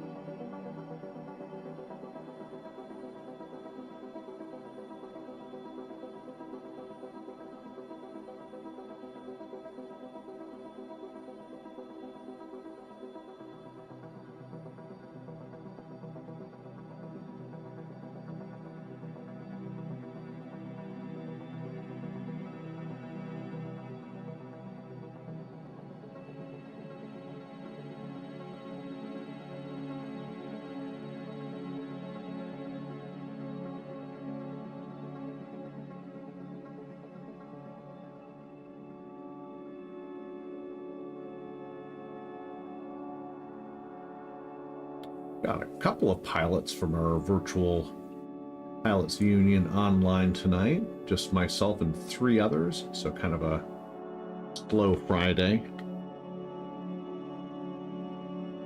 But nice to see some of my fellow VA pilots online.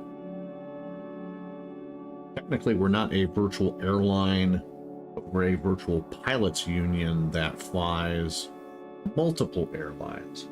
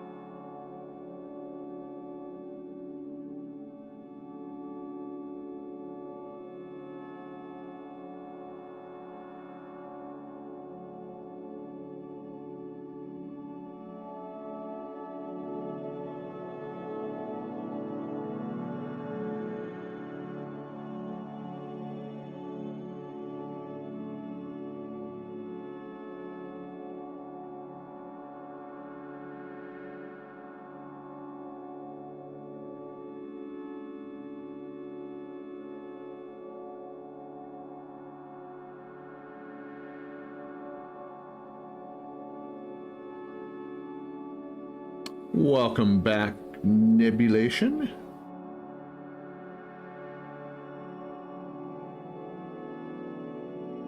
How was dinner and what did you have?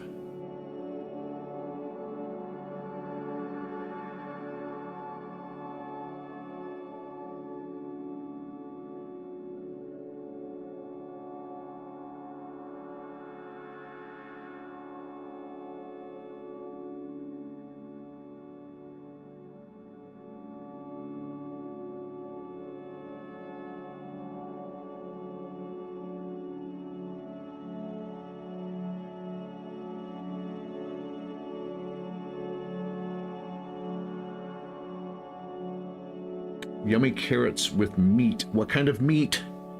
You have to be more specific. What kind of meat, sir?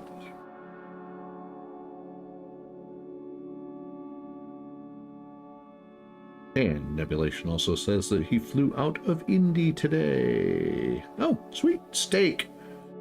I could go for a nice juicy steak, but it's alas.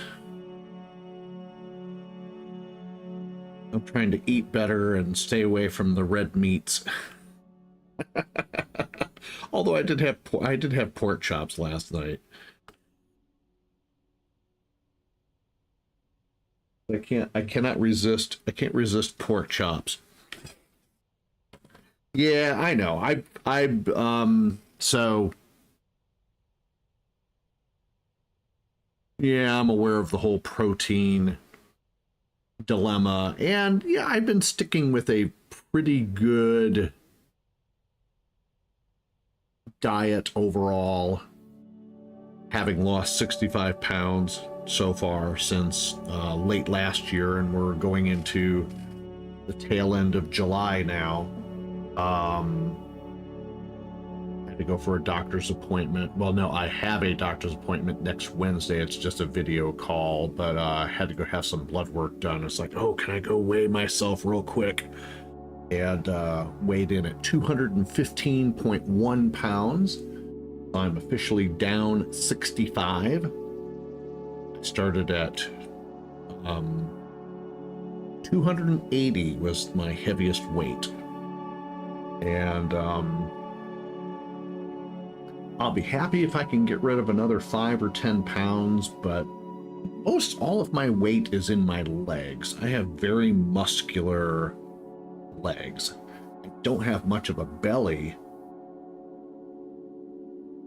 left. But I have been eating a lot of chicken, mainly chicken breast. Occasionally I'll whip up something in the kitchen that involves chicken thighs, because I do love the darker meat of chicken thighs. But primarily, I found a really good recipe for doing chicken breasts that do not dry them out. And then it's a matter of when they're right before they're done cooking, like 10 minutes before you would shut off the oven and pull them out, you just shut the oven off.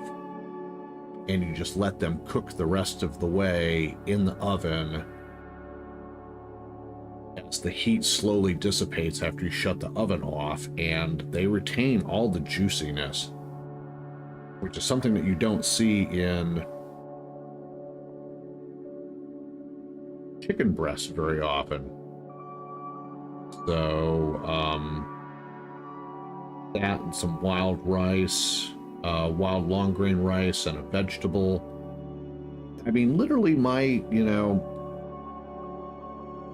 whole time as a caregiver taking care of my ex-girlfriend, I always made sure that she had all of her meals and that she was taken care of, and I really just neglected myself over the years. And I probably mentioned it before.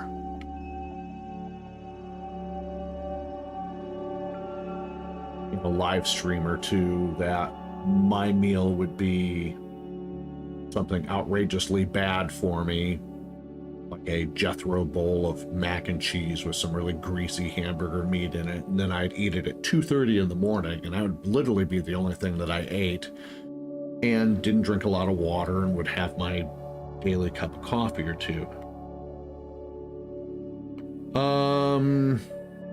Now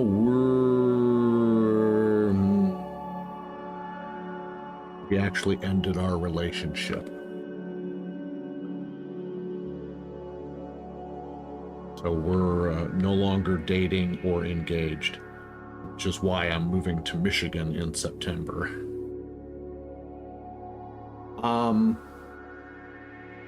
Please don't get me wrong.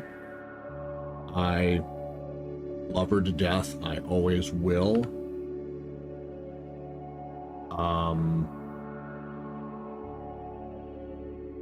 We just don't have really a whole lot in common, and that sometimes conflicts.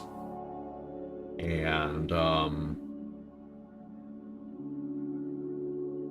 she's at a point in her life where she wants to go in a different direction than where I want to go.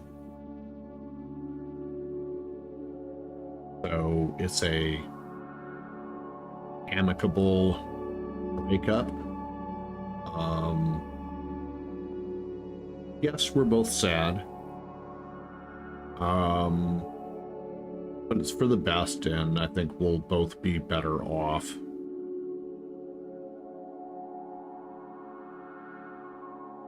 In the end. So, yeah, this happened right after our vacation in Michigan. Oh, don't bother praying for the right person. I'm not planning on doing it again. I'm gonna stay single now. I am not interested in getting into another relationship. It'll be nice to have some friends to hang out with, but as far as something serious, I'm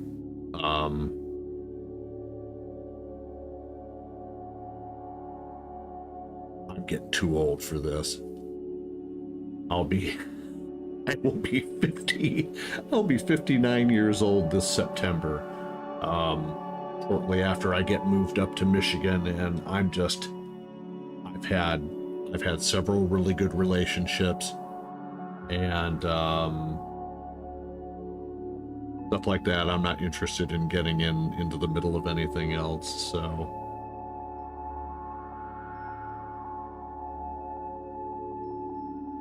I am happy with that.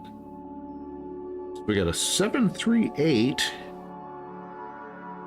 I don't have him on the I'm not picking him up on TCAS, but he's 5,000 above. But he's not even showing up on the radar, so...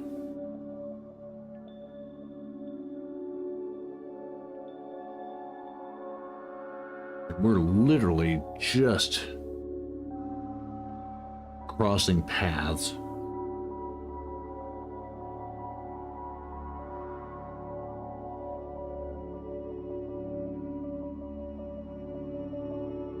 And it might be just because it could be because he's higher up than, I'm not sure what the range on TCAS is, so because he's 5,000 feet above me, I don't think he's gonna show up on TCAS at all. But yeah, I'm for right now, I'm not gonna be looking to go out on dates with anybody. I'm not looking to get back into another relationship. I think I just want to take it easy, do some things that I've been wanting to do for a while that I have not been able to do. And again, please do not take any of this the wrong way. It's been a fantastic experience being a caregiver for somebody, and Rebecca and I still care deeply for each other. We still love each other. We're just not as compatible as we used to be, and a lot of it's probably the age. I'm 20 years older than her. I mean, yes, she's in her 30s, but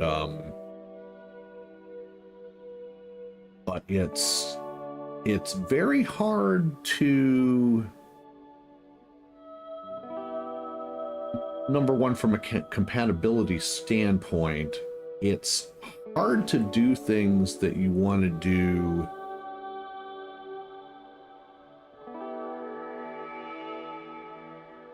you're kind of tied by the hip to each other. And by that, I mean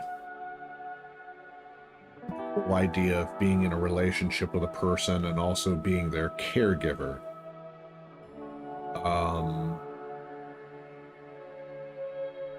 It's a 24/7 job, and yes, I get paid to do this. I get paid to be Rebecca's caregiver.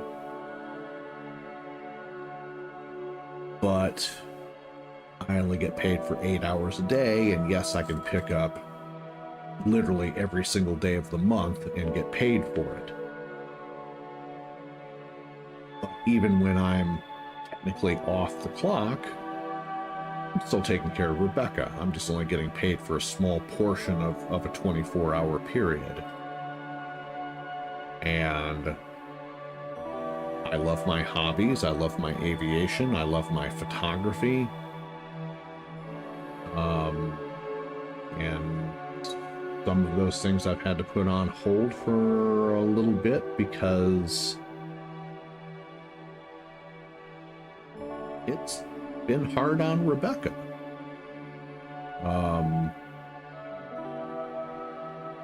In a state where weather extremes can be pretty crazy, even though we're down here in the south. One extreme, you've got the summers where you can get to 100 degrees really easily, and during the winters, yes, we've had our below zero temperatures, and you want to go out and plane spot in the middle of all that weather. And the standpoint of picking your loved one into the car where she has to sit for hours, baking in the sun or freezing during the winter. And it's not like you can sit down on a baking parking deck at the world's busiest airport and leave your truck and air conditioning running for 3, 4, 5 hours. You know, you're going to wind up with frozen thermostats and whatnot. And then, of course, during the winter, you can have a whole bunch of blankets, and winters are generally a little bit better because you can leave your vehicle running and just the cold air around keeps everything good. But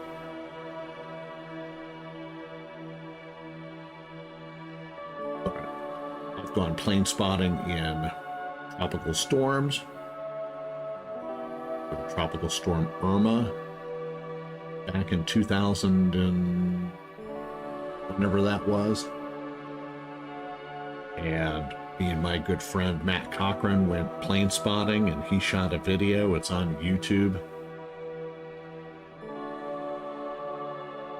And we had an absolute ball, but Rebecca had to sit in the truck and get rocked back and forth by 80-mile-an-hour winds on a parking deck, and stuff like that. And it's a lot for a person who's not a big, you know, Rebecca has her interests in aviation and plane spotting, and making YouTube videos is not one of them. She's more of a fashion girl and a God-loving young lady who goes to church every Sunday. I go with her too. And like that, and spending time with her family and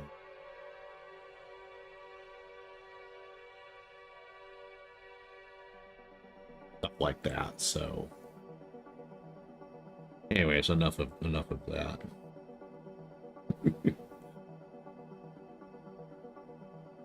A little over an hour and 10 minutes left in the flight. Still trekking along at flight level 330.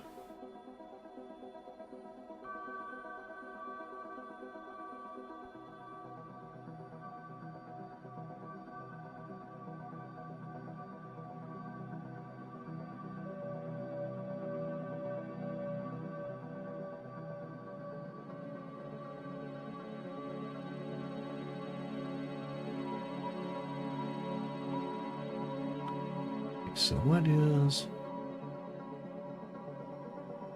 Oh, okay. All right, so that's K. All right, so that's not... Come on.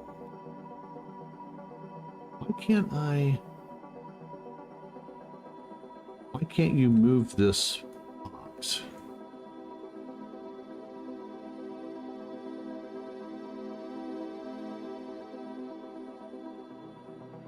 Apparently you can't move that box out of its space. So that's KGBD.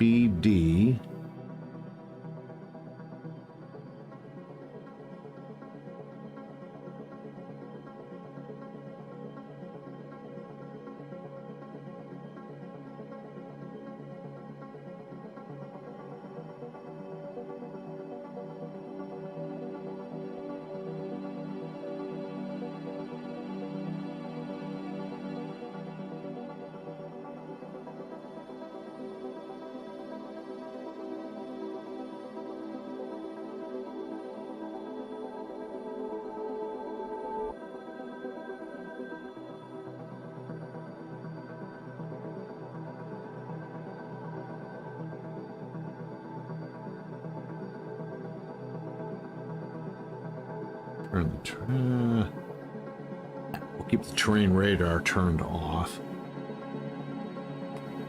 Yeah, still learning little things here and there about the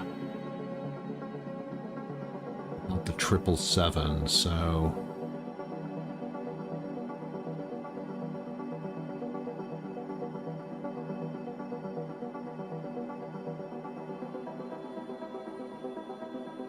yes, you can't move the windows. You have to see, you open that up and just basically blocks your view. Why would anybody want to do that? How do you, can you resize it? And actually, yes.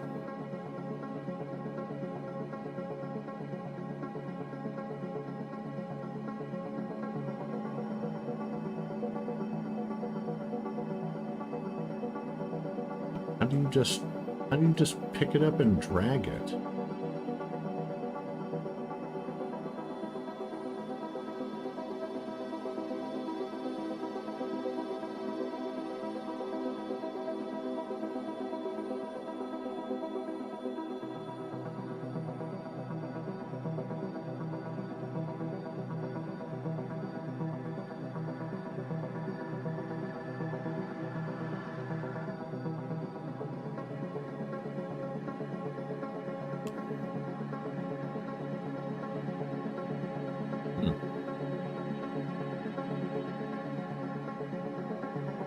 Let's go back to Googly here real quick. Move ECAS about window.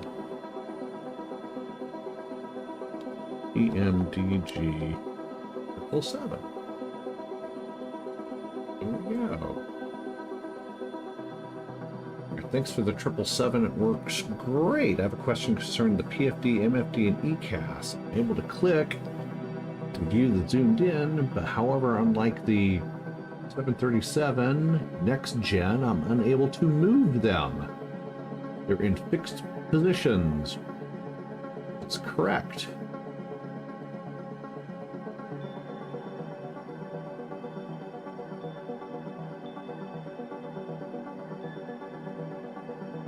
Ah, okay. You have to undock them? What?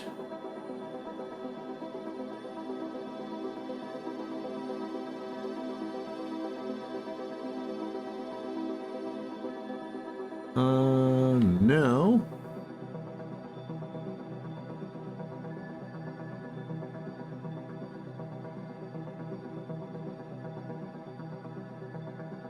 There we go. We have to get it right on the very edge, right up here to move it. There we go. Okay, so that pops that out. Take it and that out. And of course, you can grab the corners and do that. Haha! Well, there we go. Once again, we learned something new here.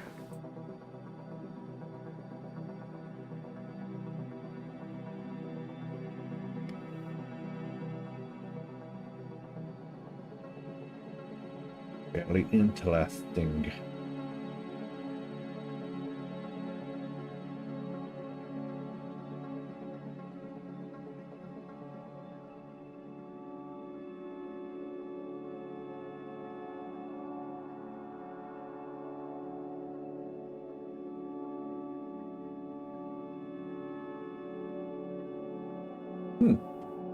I love when you learn something new every day.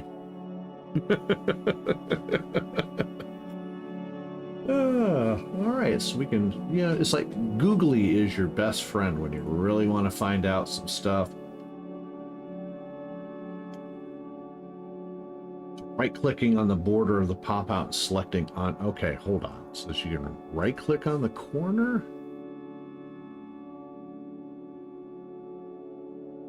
Oh, okay, there you go. There's where you can undock it.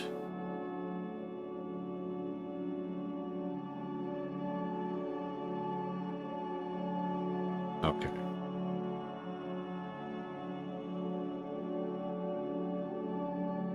Well, now that I know how to...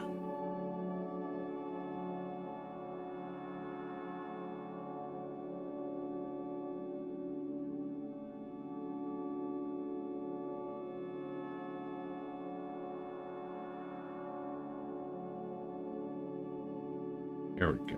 Now that I know how to do it,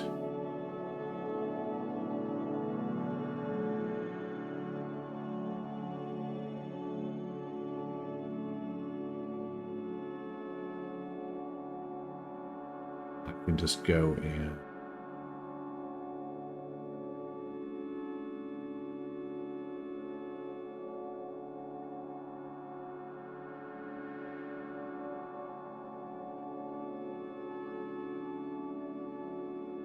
You literally got to get right up on that border.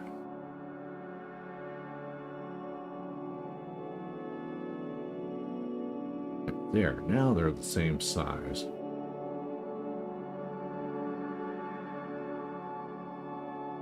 I'm just going to overlay them.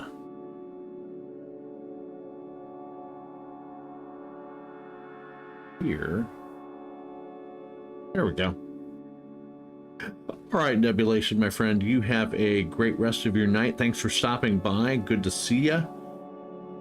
I'll do my best to try to hop online tomorrow. I'll look for you either in Nolans or Austin. And even if I'm just sitting on the ground observing, I will try to pop by and say hi. So be good, my brother, and we'll talk to you later.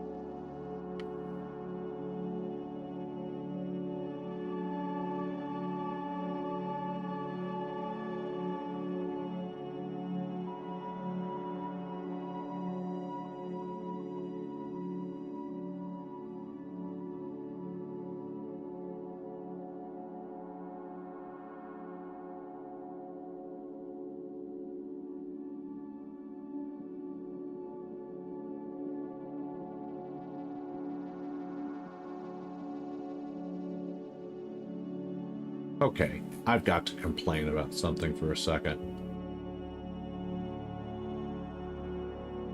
Okay, we've got the Olympics coming up here very shortly.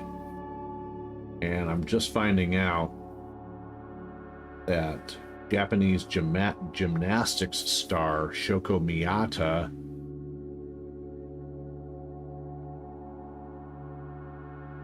has been sent home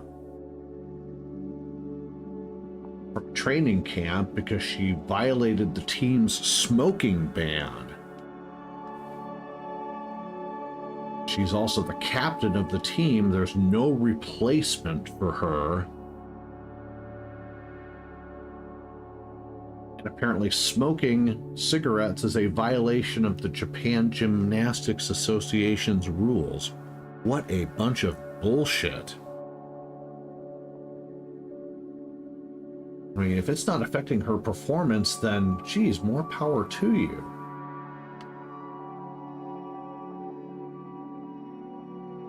Her coach was emotional as he apologized for the incident and explained the pressure Miyata has been facing in recent weeks as she trained to make the Olympic team. So she was spending, quote, she was spending her days really burdened with a lot of pressure.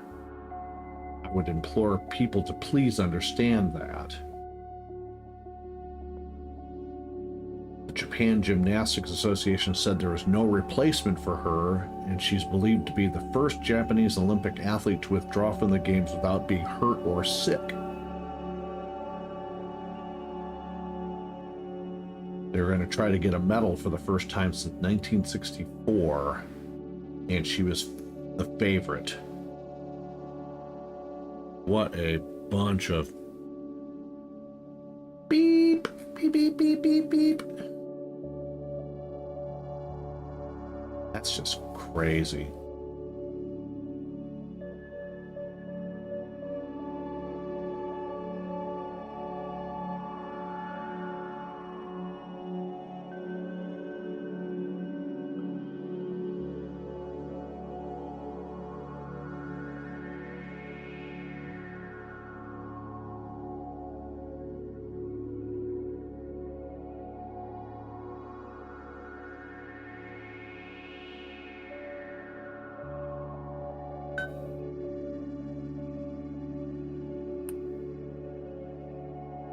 That's just, no, that's just sad.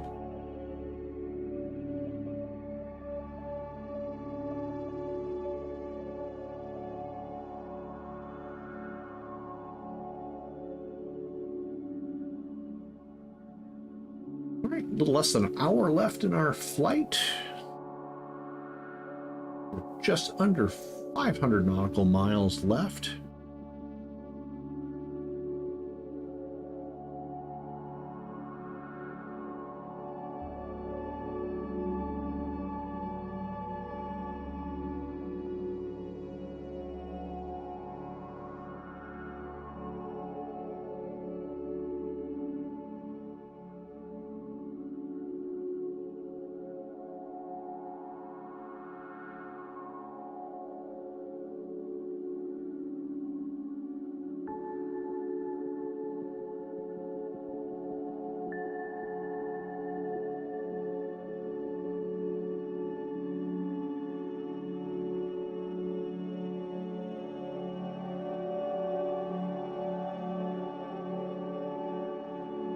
Have a look again. For some reason, okay, 23 right. It's going to be the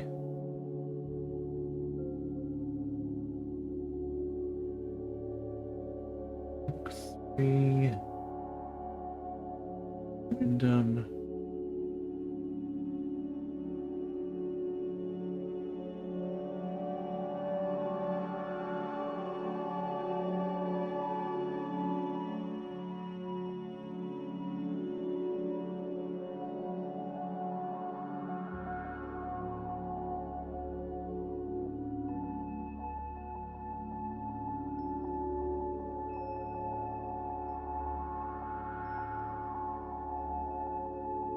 We've got a route. Okay, so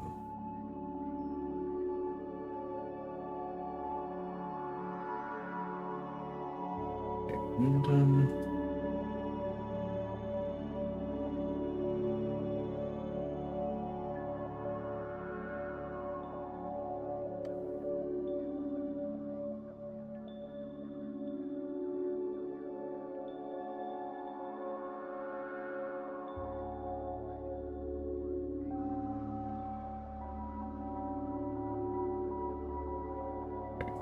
Three right.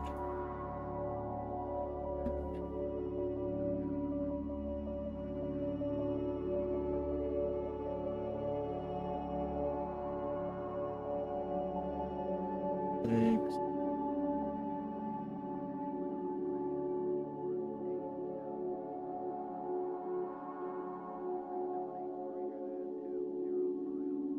There we go.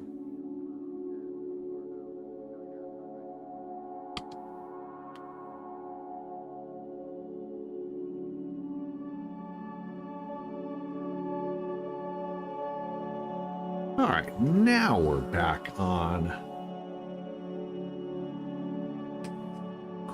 course.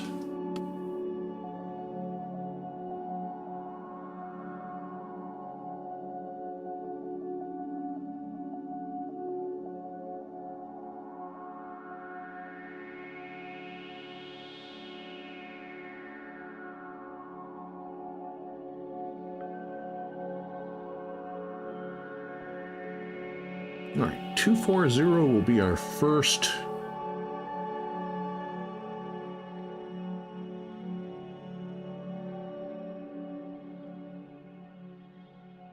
altitude restriction as we start down.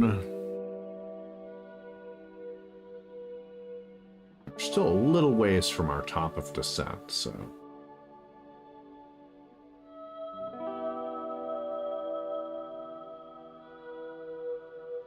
Okay, WIDAM is the first waypoint on the arrival, which is the Smook 3.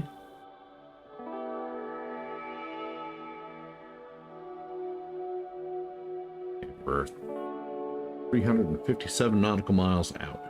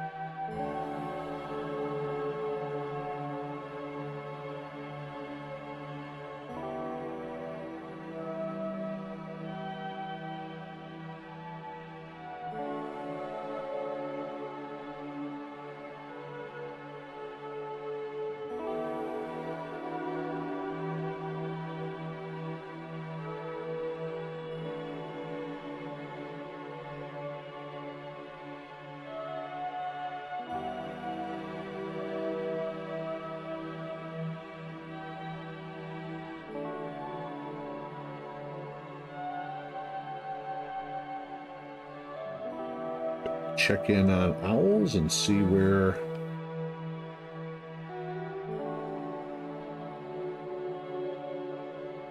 he has an hour and 18 minutes left to go, and we're just at the 50-minute mark, so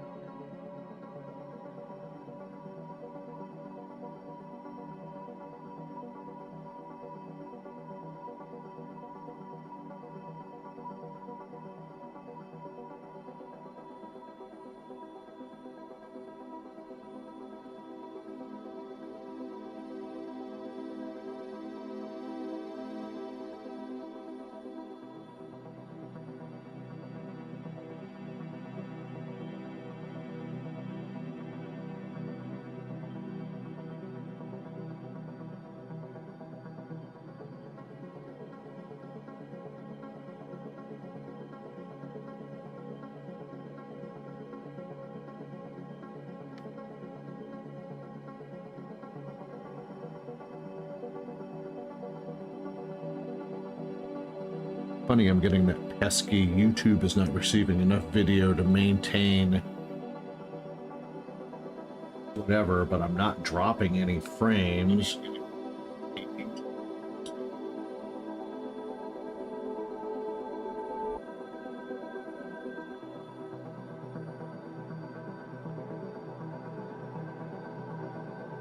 Smooth streaming as such, viewers will experience buffering, yet I'm not experiencing that at all watching the live stream on my iPhone, which is really weird.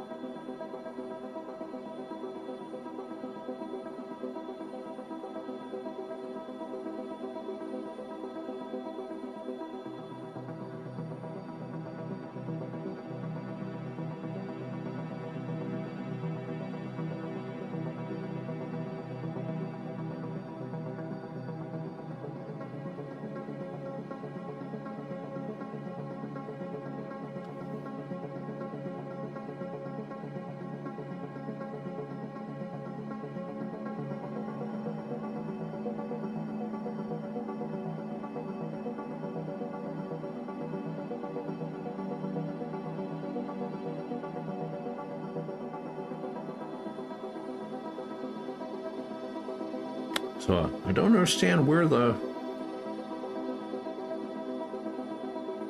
could be getting that message from, because right now everything is fine. And I don't know why I keep getting that message.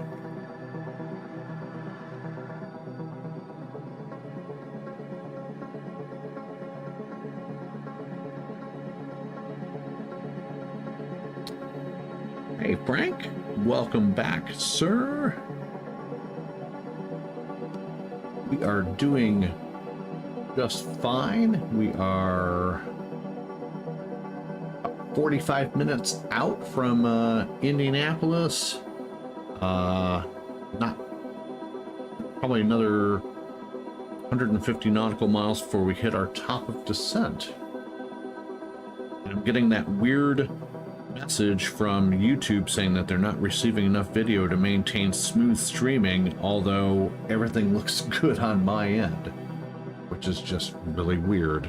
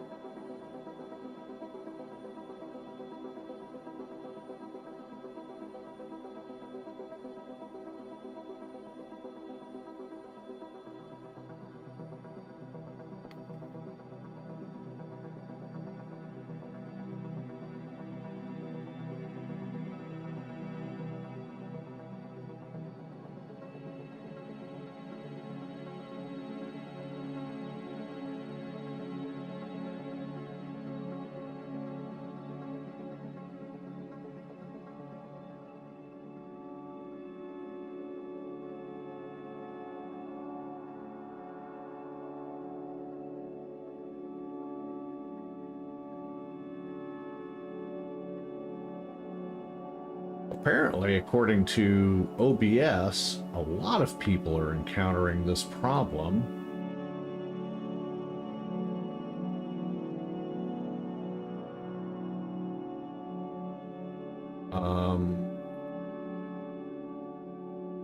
People who are streaming and then they get the message, yet everything seems to be working fine. Like, I'm not getting any drop frames.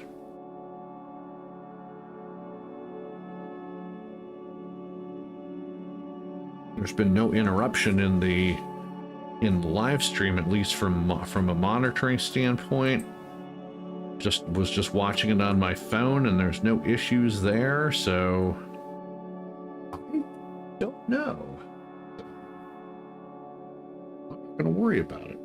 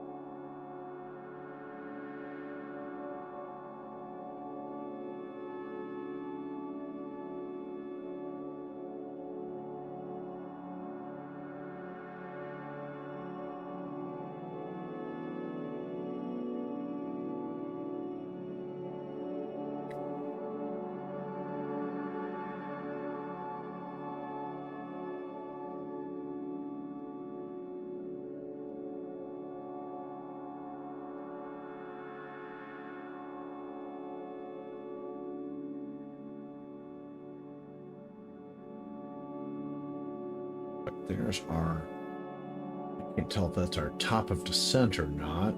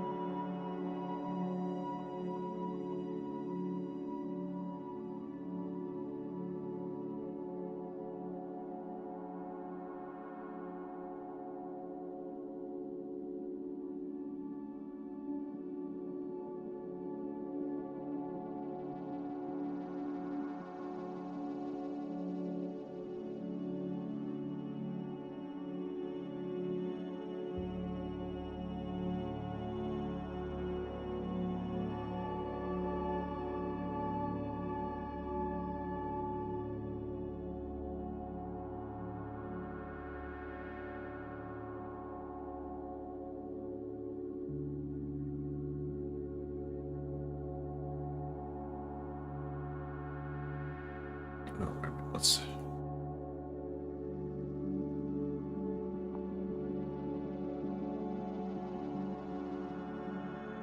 see how the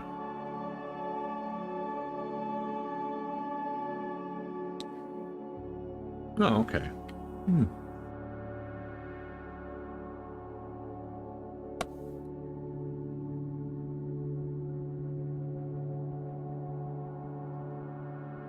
Get the autopilot back on there.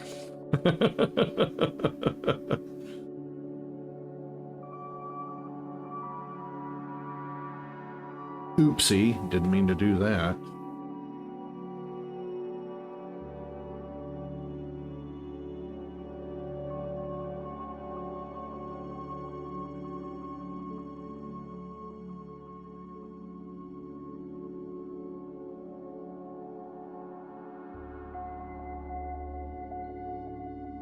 I kind of like the yoke hidden, actually, so.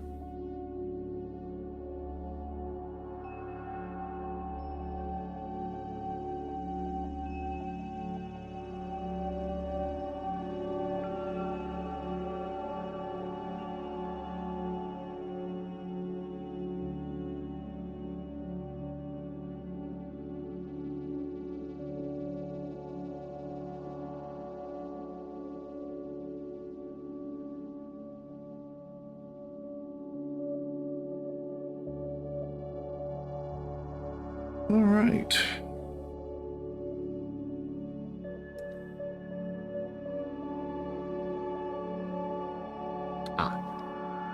Need to check real quick. Is the 1175 for the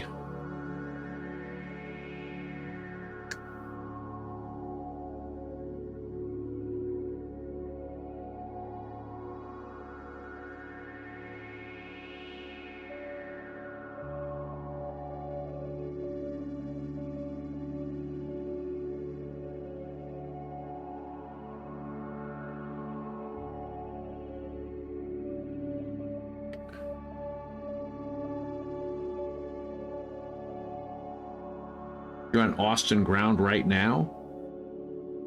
Or you're going to be there tomorrow?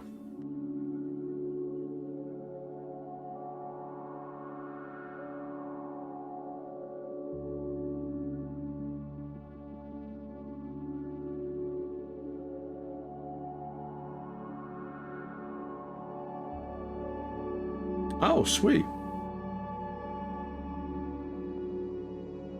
I'm nowhere near you, but maybe once I'm on the ground in Indy, maybe I'll spawn over to Austin for a few minutes and come hang out.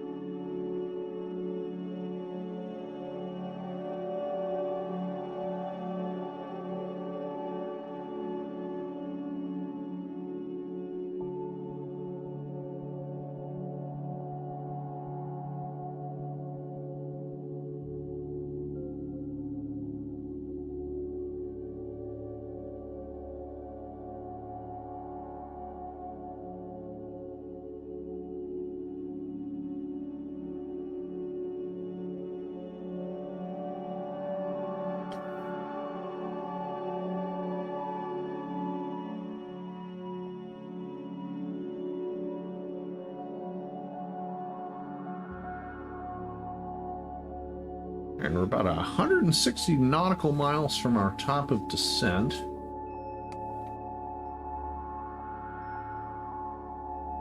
Let's go ahead and start getting ready for our impending arrival. Approximately 33 minutes till we get on the ground in Indianapolis. It's going to be flaps 30 arrival, 2 on the auto brakes. Our final course heading is going to be 200. It's going to be a 230 heading, and our final approach speed will be 156 knots. Again, flaps 30. We're going to be shooting the ILS runway 23 right approach into Indianapolis. In case of a missed approach or go around, we'll climb to 1,500 feet. Then it'll be a climbing right turn to 3,000, direct the Victor Hotel Papa VOR, and then outbound on the Victor Hotel Papa VOR 303 radial to the KLEEE intersection.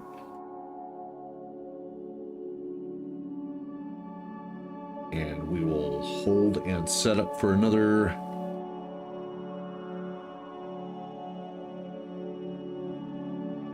try at the landing.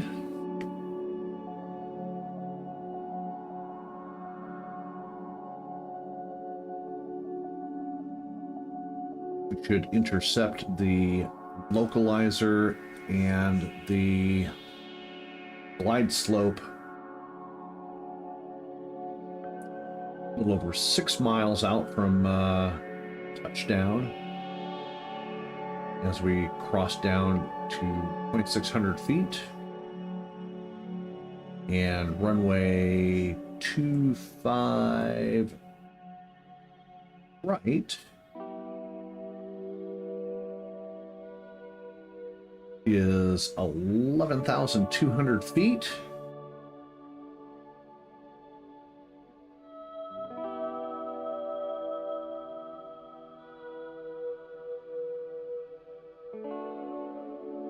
Actually, let's change that because the FedEx ramp is actually on the south side of the airport, so that's going to be a 2-3 left approach. So let's go ahead and set up for 2-3 left.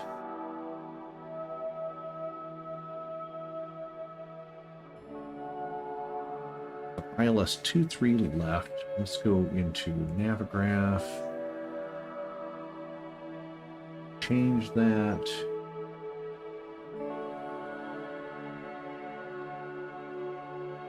Actually, 2-3 left is not being used, so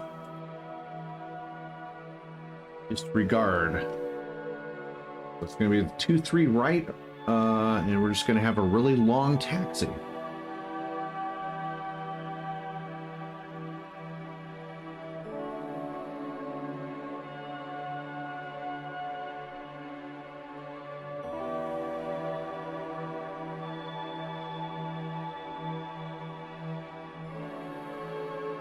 So it's 11,200 feet, and we'll jump off on, try to catch the Bravo 7 high-speed exit, which will be to our left, and then a left turn onto Bravo over to Papa, and then Papa cross 2-3 left and then over to the FedEx ramp over on the other side. So looks like that will be our plan of attack getting into Indianapolis this evening.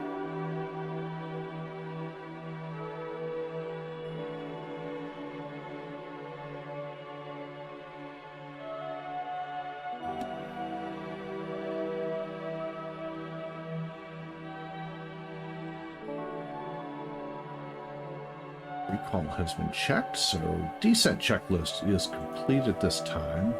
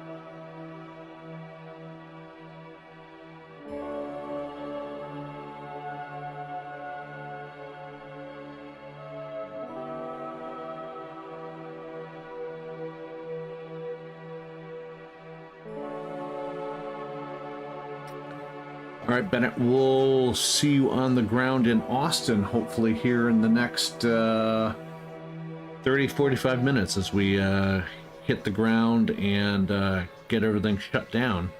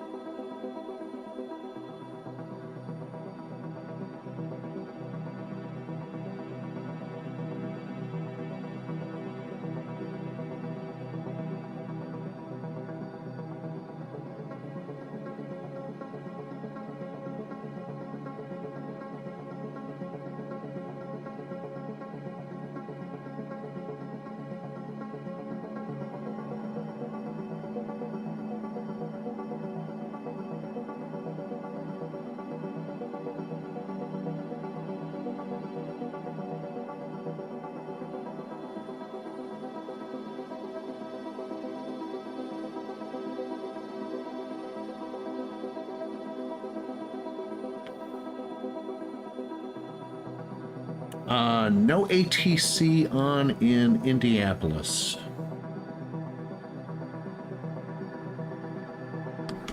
Or, let me rephrase that. There is no ATC online in Indianapolis. And I'm still getting automated weather observation, which is why I hopped off Unicom to begin with, and it's still picking up. I think we got Kilo Victor Lima Alpha when we headed out of Memphis the other day to come this way, because we basically kind of overfly that airport. Or wait, no, we don't. I wish they would do something about that, but since there's a lot of small airports that do automated weather observation on the VATSIM Unicom frequency. That gets kind of annoying after a while. Not that I'm gonna miss anything, but yeah.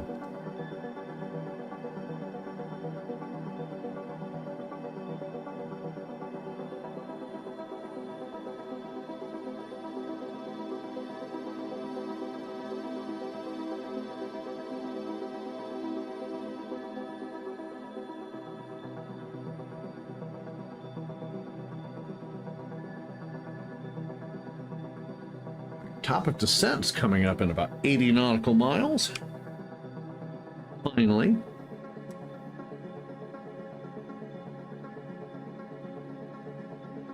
And before we hit the ground, I'm going to step off the flight deck for one last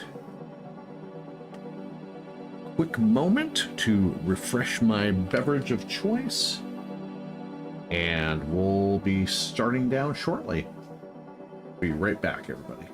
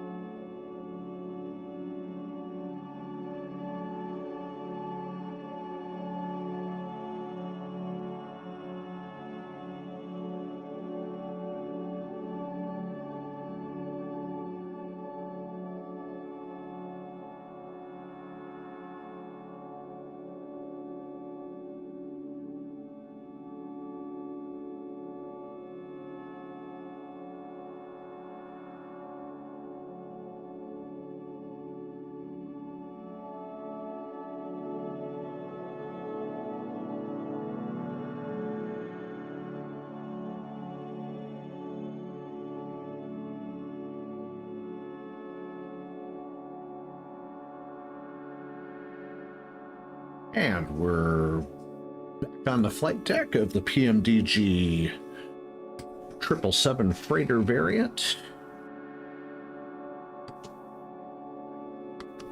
Still getting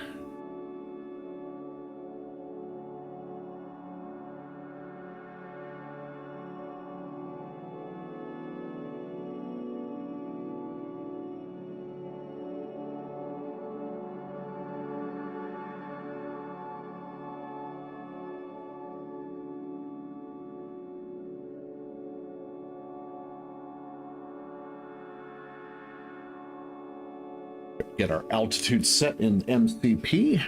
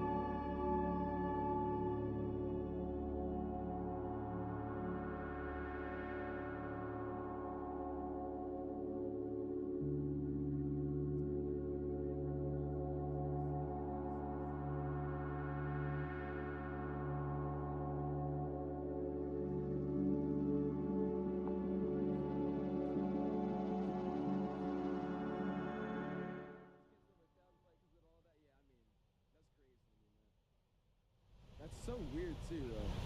How one little update just jacked up everything. That's insane. I wonder if that guy got in a lot of trouble. What's his call sign? He's flying as November 707 Delta Lima. What we flying through? We're flying through Montgomery, Alabama. We're just flying through a little bit of a storm right now too. So that's why we got all these clouds, but a little bit of stormy fast. We're nothing too crazy, but definitely coming back in when we're descending. We're gonna be dropping through this crap, so that's gonna be interesting. He said maybe he's sleeping. Please flag spam on it. We will. Listening in on Owl's broadcast. Microsoft. As I like X-Plane, it's just I can't. I've been enjoying streaming Microsoft so much better than X-Plane, man. I get on X-Plane and I gotta optimize the sim again when an update happens. My game freezes when I tab out of it for 5 seconds. It's so much. It's hard to stream it, man. So I'm not comfortable streaming. That's what I should say. I was gonna play 11 over 12. I definitely would too, just because 11 was super stable compared to 12. You should go hop on the ground in Indianapolis and keep an eye out for me.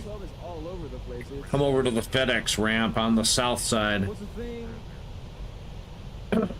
the thing called that's on the top of your screen that shows the part? Just the information board. That's all it is. Custom-made information board. Cool question. My rudder powers with 2 sentences in the Phoenix. Any suggestions? Added curves and dead zones into it, man. Go into your settings and go to your rudder, and then just add like slower sensitivity curves into them. I would have more aircraft too. True. Reset for me is just the recondition. Yeah, I don't know why it runs so good for you. I am watching Owls, OWLZZFS. He's a high school student like you. He used to live in Atlanta. I believe he lives up around the DC area. Just hit our top of descent out of 330. On our way down. The 737, the level up 737. Oh yeah, for sure. They definitely got some good stuff. I know this sounds weird, but the PG bothers me so melted. What are your PG settings? What do you mean PG? What's PG? Go ahead and set our barometric minimums, which are 140 feet. I'm either gonna get the PMDG 737-800 or the 787 Bravo Airspace tomorrow. I would go with the I would go to the 800, man. I would get the 737-800 before you get the 787. Oh, what are my photogrammetry settings? I mean, I just have it at 120 base. It's like 125 as a base, but I use auto ortho. So the higher I go, the better the ortho gets. So if the lowest is 125 and the highest is 250. That's what I have mine set to. And also the filters I use on the game make it look a little bit more poppy as well. Or makes the scenery pop a little bit.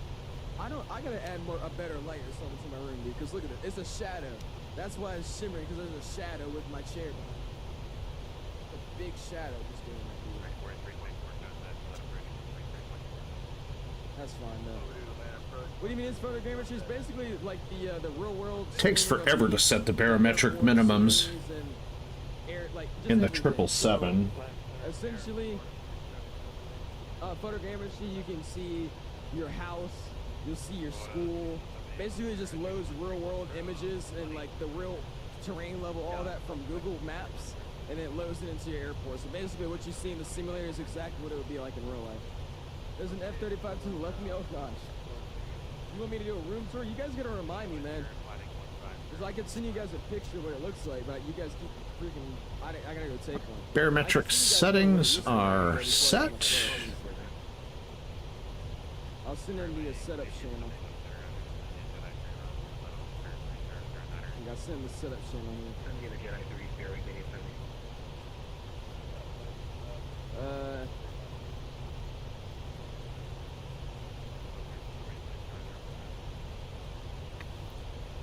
Alright, well there's the 15,000s are next. Yeah, satellite imaging, there you go. Yeah, there's what the setup looked like a week ago. I gotta take a knee picture, show you guys the update. Yeah. He's actually, Owls is actually flying the MD-11 in the old classic Delta widget. Yeah, literally what Wi-Fi said.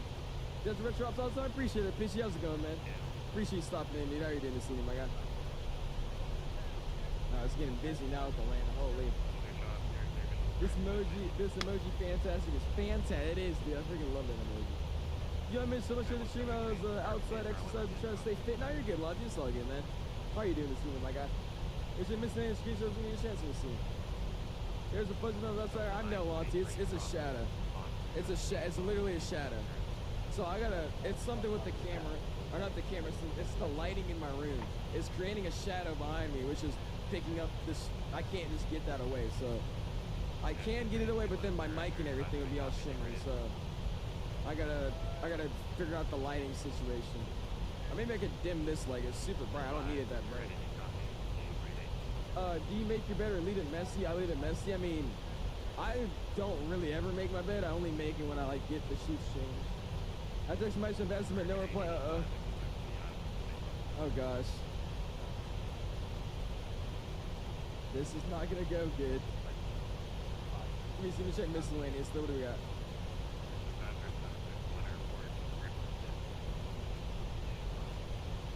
Okay, so what am I looking at? Oh, this is City Skylines? Yeah, why does the City Skylines look so trashed? I mean, no offense to the city. The city looks good. The city looks really good. But why is it like, there's no way this is how City Skylines looks, man. I could have sworn I looked at that game the other day. It did not look like it.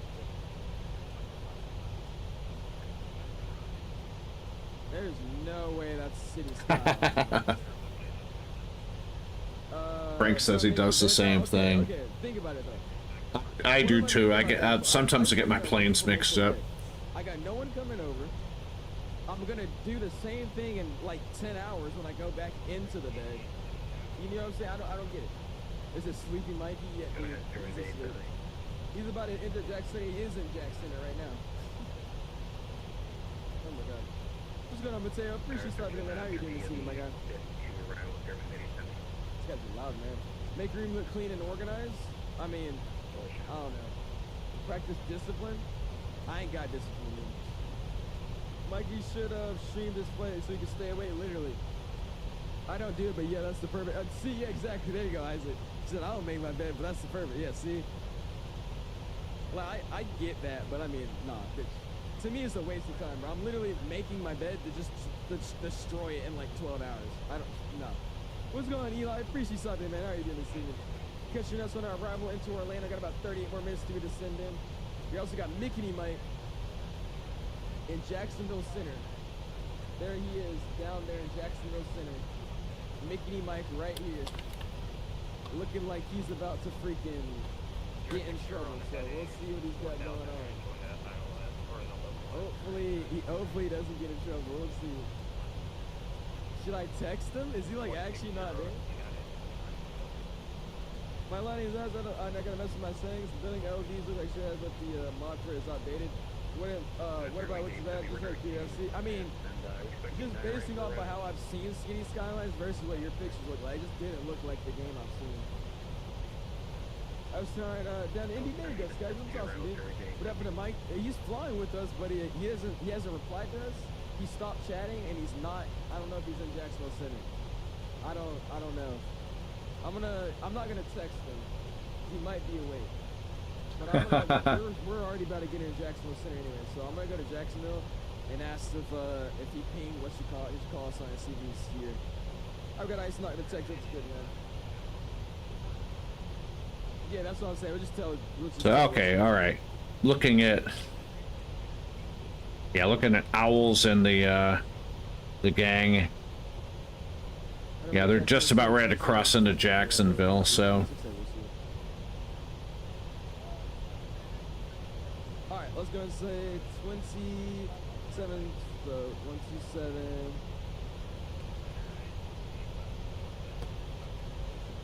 Passing through 19,000 feet, another 1,000 and we're out of the flight levels. I was going to assume, man. Jacksonville Center units up 23. 2326 from the northwest. FMC message keeps flashing because it wants me to give drag, but the descent profile is actually really good. I don't need to add any drag at all right now. The wrong frequency. Why does it always do that? 875, there you go. Cool. Next we're sending me is 2326 from the northwest, 537 Jackson, so that 2326, it's got a quick request.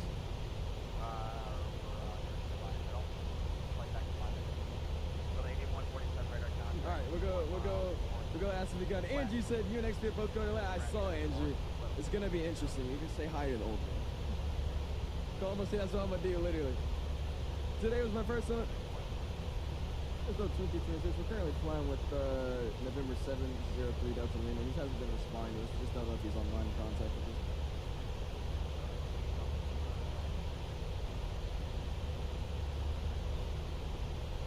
If he doesn't respond, we just kick him off because we're flying with him, and he hasn't been responding to our messages telling him to join me. Alright, no Ooh. problem. Something happened with Mickety Mike. I don't think he's there. Oh my god. Hope he's okay. I hope something didn't happen to him. Oh my gosh. That's funny. That's funny. The next we might make it to Orlando and say that we probably will. That'd be funny. All right, we're below 18,000 feet and out of the flight levels. Altimeter going back to 29902. What do you mean? What is your name, bro? Short copy would be good. We can do some short copies for sure, man. You think this is a study level? Oh yeah, Arrow. This is definitely a study level airplane. I don't like to say study level over flight sim. I'll say high fidelity. It's definitely a high fidelity airplane. SC Skyliner, Stephen, where's my default? Use my tuna vision mods. Really, Harper? Let me see.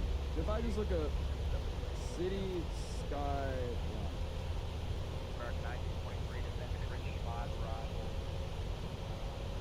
Oh no, you're right. Never mind. No, you're so right. My bad. Oh, you're so right, dude. My bad. I'm over here dissing your game. Go ahead and start the APU. It looks better when you're looking at it from a top, like a top-down view, rather than from the side view looking at the. Okay, never mind. Your game was actually pretty good, though. I lied. Almost ran to the mountains because my altitude is so low. Uh oh, Foggy.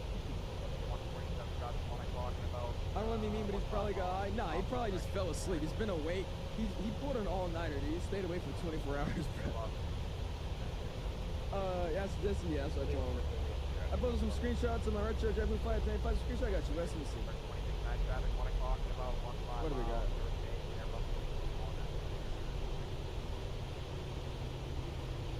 They're flying at 1-800 JetBlue. This is a good liberty. I love the 1-800 JetBlue.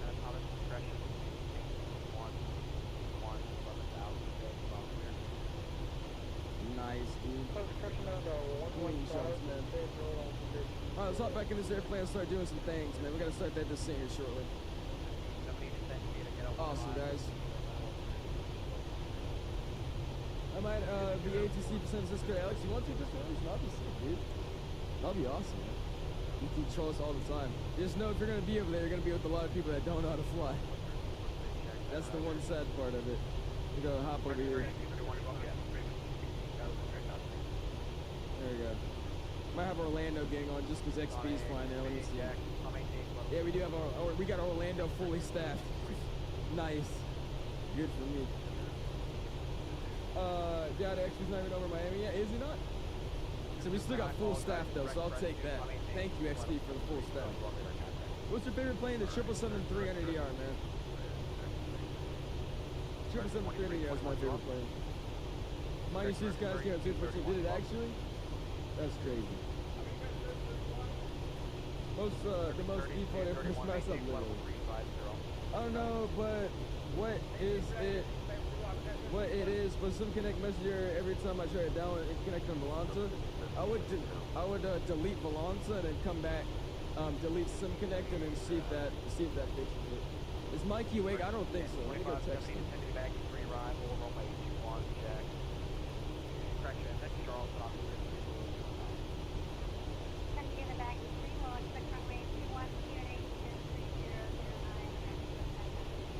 Is that Q8 music? Why do I always hear on video?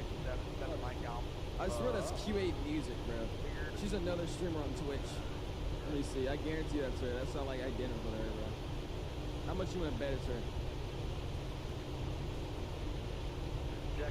Well, she's not streaming right now. We're going to turn down the volume a little bit on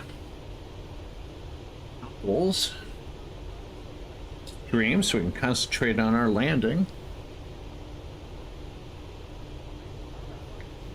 There's so many people streaming.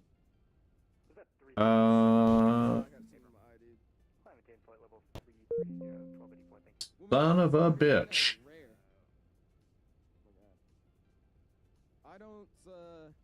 I don't think she's. Well, I'll be damned.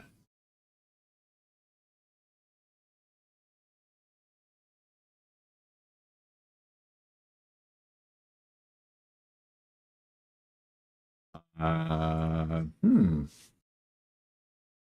right.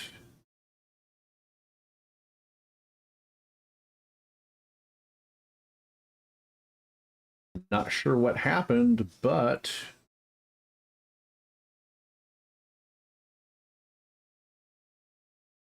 no recovering from that because I'm not saving the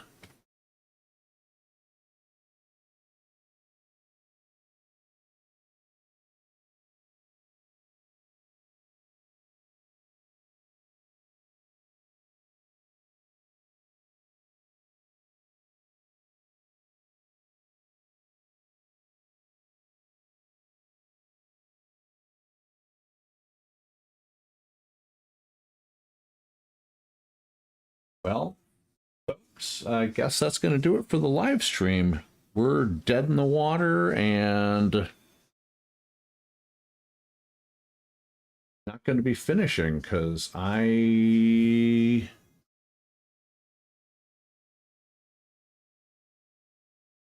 don't have the flight saving anymore because I thought we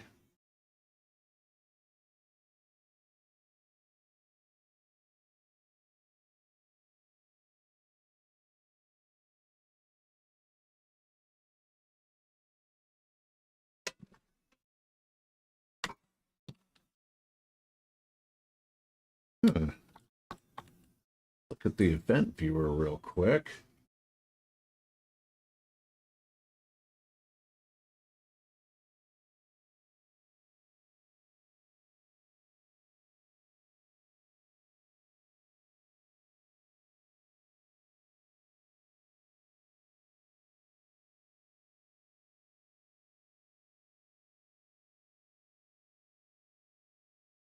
Apparently net runtime terminated, and then that caused Prepared to crash. So let's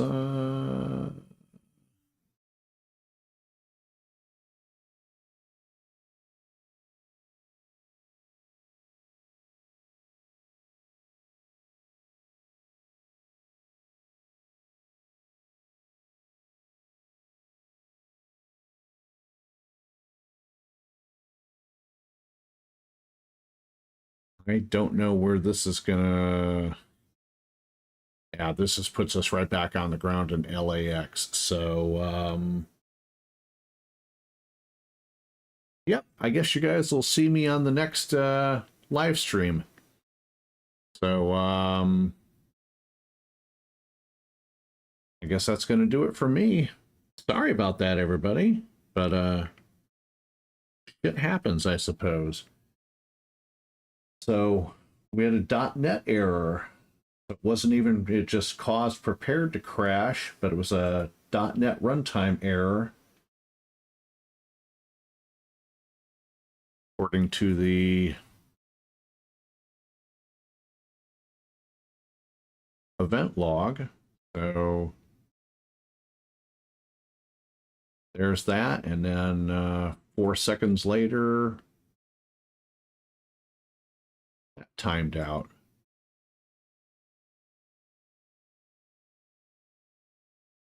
So, yeah. That was when I was trying to get VATSIM to crank up, but there you go. That's the cause of our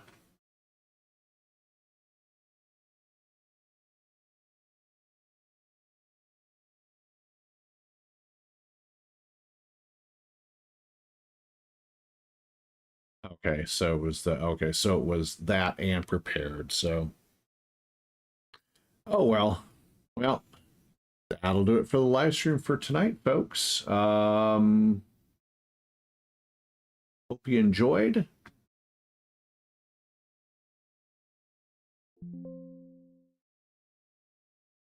Despite the issues, hope y'all enjoyed the live stream, and we'll try to do another one this weekend, hopefully. This is Michael with the Sky's the Limit Aviation channel signing off for tonight.